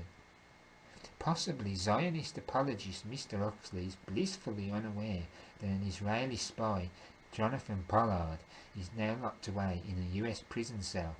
Pollard was convicted of stealing some of America's most precious military secrets and funneling them via the Israeli Mossad to communist China, one of the socialist Israel's fast allies. End quote. So that's what was on the Zionist Champions about me. Now, what I've got to say to this is simple. I'm not mysterious at all, right? I mean, what is this? Is it because I've only been around the last 7 years? Is it because I haven't been to all these con-cons and rubbed shoulders with all these failing wannabe gods of Texas? Is it because I'm at the top of the pot when it comes to the Omega point of control now? Is it a mystery because they what destroyed the countermeasures in myself of the Maltese birdcage so quickly? Is it a mystery how I did it? Is it because I've been one of the greatest promoters of Eric's amazing truth saying? Is it because without me there most likely wouldn't have been as large a Vatican movement as there is now, destroying you? Got to give credit to others as well, Thomas Richards and people like that. We've all played a part, but my pushing on them various forums early on, before people were getting onto this, started to cause trouble for these agents big time, and they didn't like it. And now it's going big time and they really don't like it. At the end of the day, I'm just a normal English and nothing else. A normal guy who in fact also aids people in trying to understand the frauds and scams more in depth. A guy trying to educate people on cancer, for instance, to protect them from disease, and the quackery creating the disease right now on purpose. And I'm trying to learn myself more, and it's hard having to dodge these various agents that are lying to us. Tell me, Tex and Alex, what have you done in depth on this subject of trying to help people's health properly? I've not only gone into depth on the conspiracy, but also vitology health. And now, Alex Jones, speaking of the odd vaccine article, does not count. Yes, Craig Oxley is my real English name on my English maritime birth certificate, with the Oxley surname in all capital corporate letters the last time I looked. Once again, we've heard the pathetic accusations against Eric's little business. We've heard Eric's side as well. I already knew all of this beforehand, right? There's no big deal then, there's no big deal now. Just a bunch of Zionist betas desperate to keep on to their weak theory that the Jews rule the world. So yes, the state of Israel, to me, in reality, is nothing more than the 51st state of the United States, controlled by the same Roman Cliveden set. Who funds it? Who gives so much money to keep it going? For God's sake, use your brains and your eyes and your ears. And it's controlled by this same Roman Cliveden set, and with its Council on Foreign Relations and the Institute for the Jewish Policy Research. Seems so-called conspiracy exposers have forgotten that all the so-called opposites were brought in as one in reality after World War II. Who controls the United States? Roman controlled Britain. Who controlled the CIA and Mossad both? Who created it? British intelligence again. Who controls them to this very day? British intelligence. Why do we have the headquarters of Russian intelligence down in southeast Denver, housing the likes of the Federal Security Service of the Russian Federation, the FSB, and of course the Glavnoy Razvedi Antonnoy Upravlenie, the GRU, military intelligence down in southeast Denver, the same Russian intelligence networks who are directly tied to US Homeland Security as advisors and all sorts. So tell me, my enemies, if Russia is all tied in as one with the Roman control behind the false opposite illusion, then what in the hell would Mossad be if Russia's already in the pie with us? Who created the state of Israel, for God's sake? There are no opposites anymore. At the top, they're all working together. Lower down in the pecking pie, some of the illusions are kept for the profane, both out of and inside these organisations and networks. Again, the compartmentalisation working at its best to keep people in the dark. This is why we see the odd French agents, say from the Directorate General for External Security, which is the DGES, getting killed by British Secret Intelligence Service agents and so forth. Compartmentalisation and the continuing of illusions on the profane until the time of full temporal power, global governance. This is why we see a lot of British, US, Israeli intelligence groups all working together to bring chaos to a single enemy.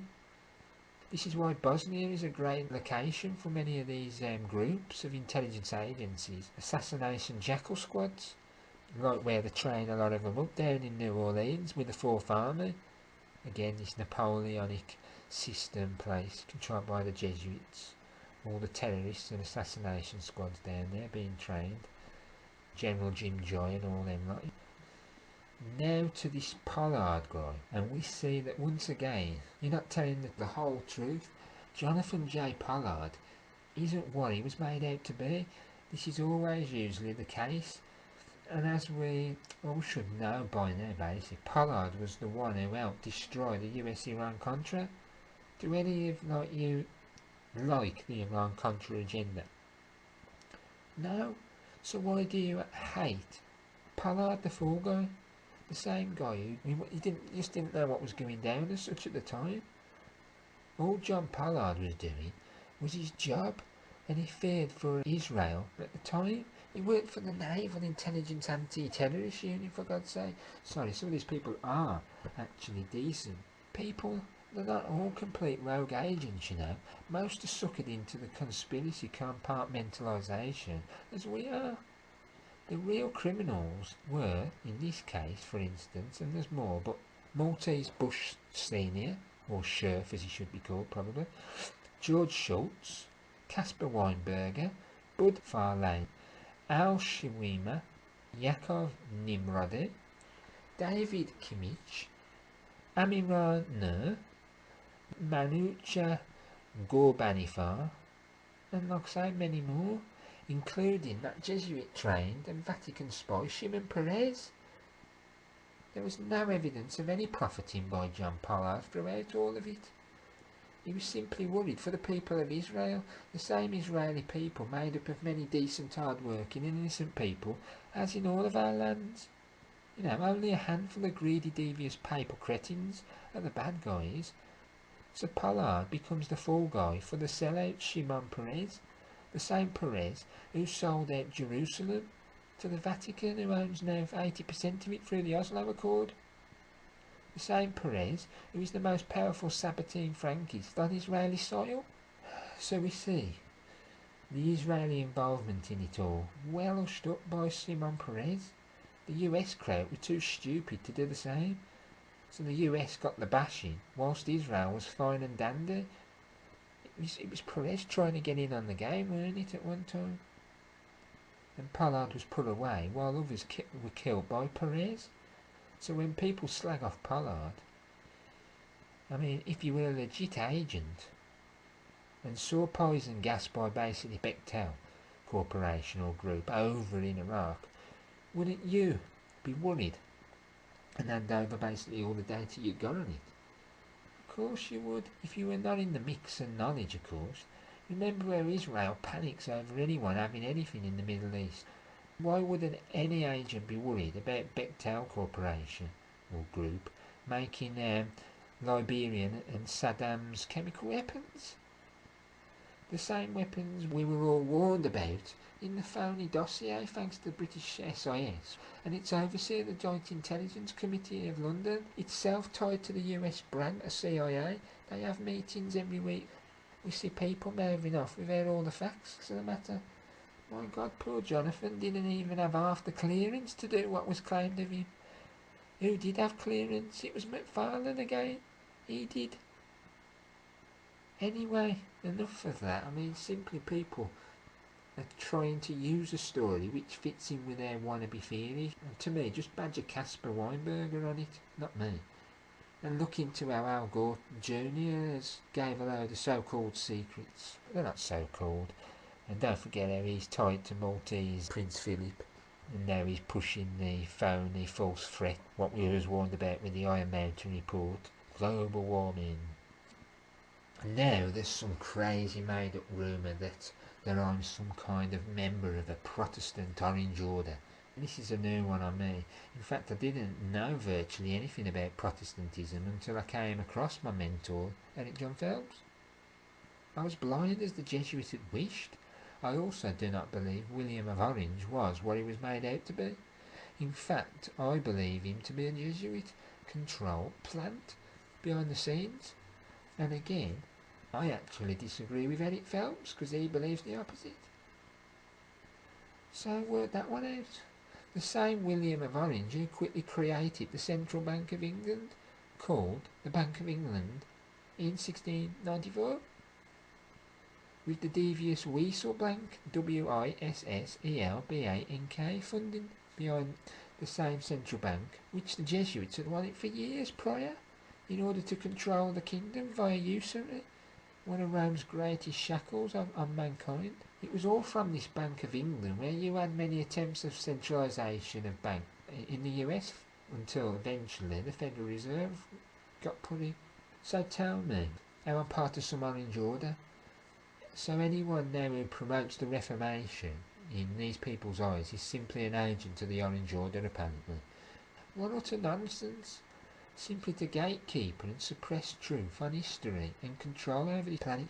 Remember, the Protestant heretic is the most hated person on the planet by the Vatican controllers. Remember their Councillor of Trent cursing us with death over 100 times? The same Council of Trent they will not forget or destroy. True Christians are the most hated of all Rome's enemies. And this is why the Society of Jesus have destroyed the Reformation and almost all real knowledge of it. Wake up before it's too late. I'm starting to wake up to this religious side of it. That I will not be debating or in bickering with this null character. Noel, Noel, Noel, Noel, born is the King of Israel, Israel. Under the name of Oxley on the web, from Switzerland I think it is, or Sweden, whichever. I do not waste my time with people of such lacking knowledge as evidenced in his pathetic attempt to debate Eric John Phelps the other day on First Amendment Radio. A man of only 5 years' experience, and it shows from how lacking in scope he is. I'm 7 years' experience, only 2 years ahead, but I was onto the order within the first 3 years, with an open mind all round. That's what you need, an open mind. Listen, go over and over. Noel is simply a man who's like a child in a sweet shop, all excited and blinkered by the Zionists.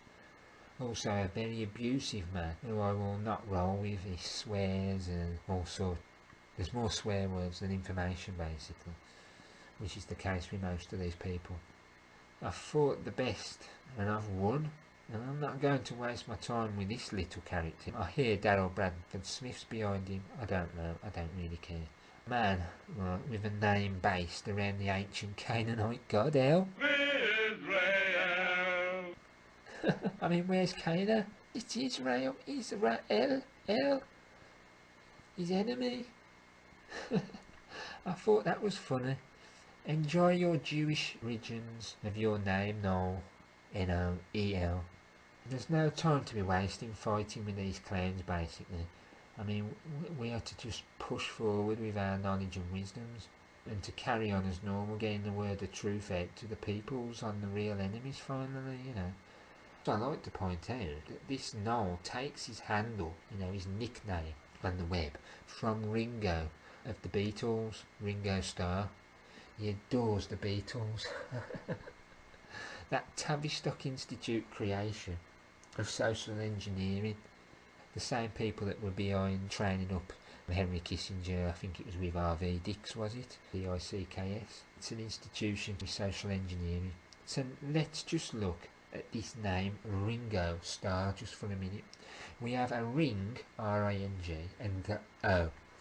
There's your ring, which is a circle, and a O, which is a circle, representing El, the Canaanite god, again, being the planet Saturn and its rings. You have the circle, which is a representation of the feminine energy, and the yoni, the female organ, and Lucifer, the planet Venus. So there's your ring O. But then, of course, you have the star. And what's usually the star? Yes, a 5-pointed pentagram, which represents the planet Venus and Lucifer, the feminine once again. So you've got the circle, which is the ring, which represents the planet Saturn, and it's also the female, so it's the two together, the hermaphrodite, the masculine and the feminine energies, and linked with the hermetic orders. But yeah, you've got this star, and what's usually the star? It's a 5-pointed pentagram, isn't it? Again, representing the feminine, planet Venus, once again, the 5 of Lucifer, and the female. Very symbolic and an absolute laugh when attached to this clown called Noel. True Ringo Starr has a fascination with the Masonic law of 5 hand signal. He throws an awful lot around what you're led to believe is the victory sign of Winston Churchill, that Maltese knight and druid. Let's remember how the Beetle's name comes from the scarab beetle that the Egyptians worshipped that was sacred. Remember these people and the continuation of the Egyptian mysteries religion, the enemy of Christ and the god Adonai. Anyway, this has been quite a long broadcast now, and I'll end it at this current time. I hope you enjoyed it and got something of worth from it. I will not be bothering with Alex Jones again or Tex Mars. I've made my point and they've made theirs, which is screwing themselves up, so there's no need to go there anymore. And I'm not going to be playing around with phony Zionists. I hate these Ringo Starrs, so they can bait as much as they want, but it's not going to work. Their lies can be seen through, and will be seen through. So I hope you got something of worth from it. Some of the beginning information had been spoken about before by a few true good patriots. I thank them and you for spending your precious lifetime on me and my teachings, basically, and I hope you can soon see, if not already, what's going on in this world. So basically, as usual, all I've got to say is death to the Society of Jesus.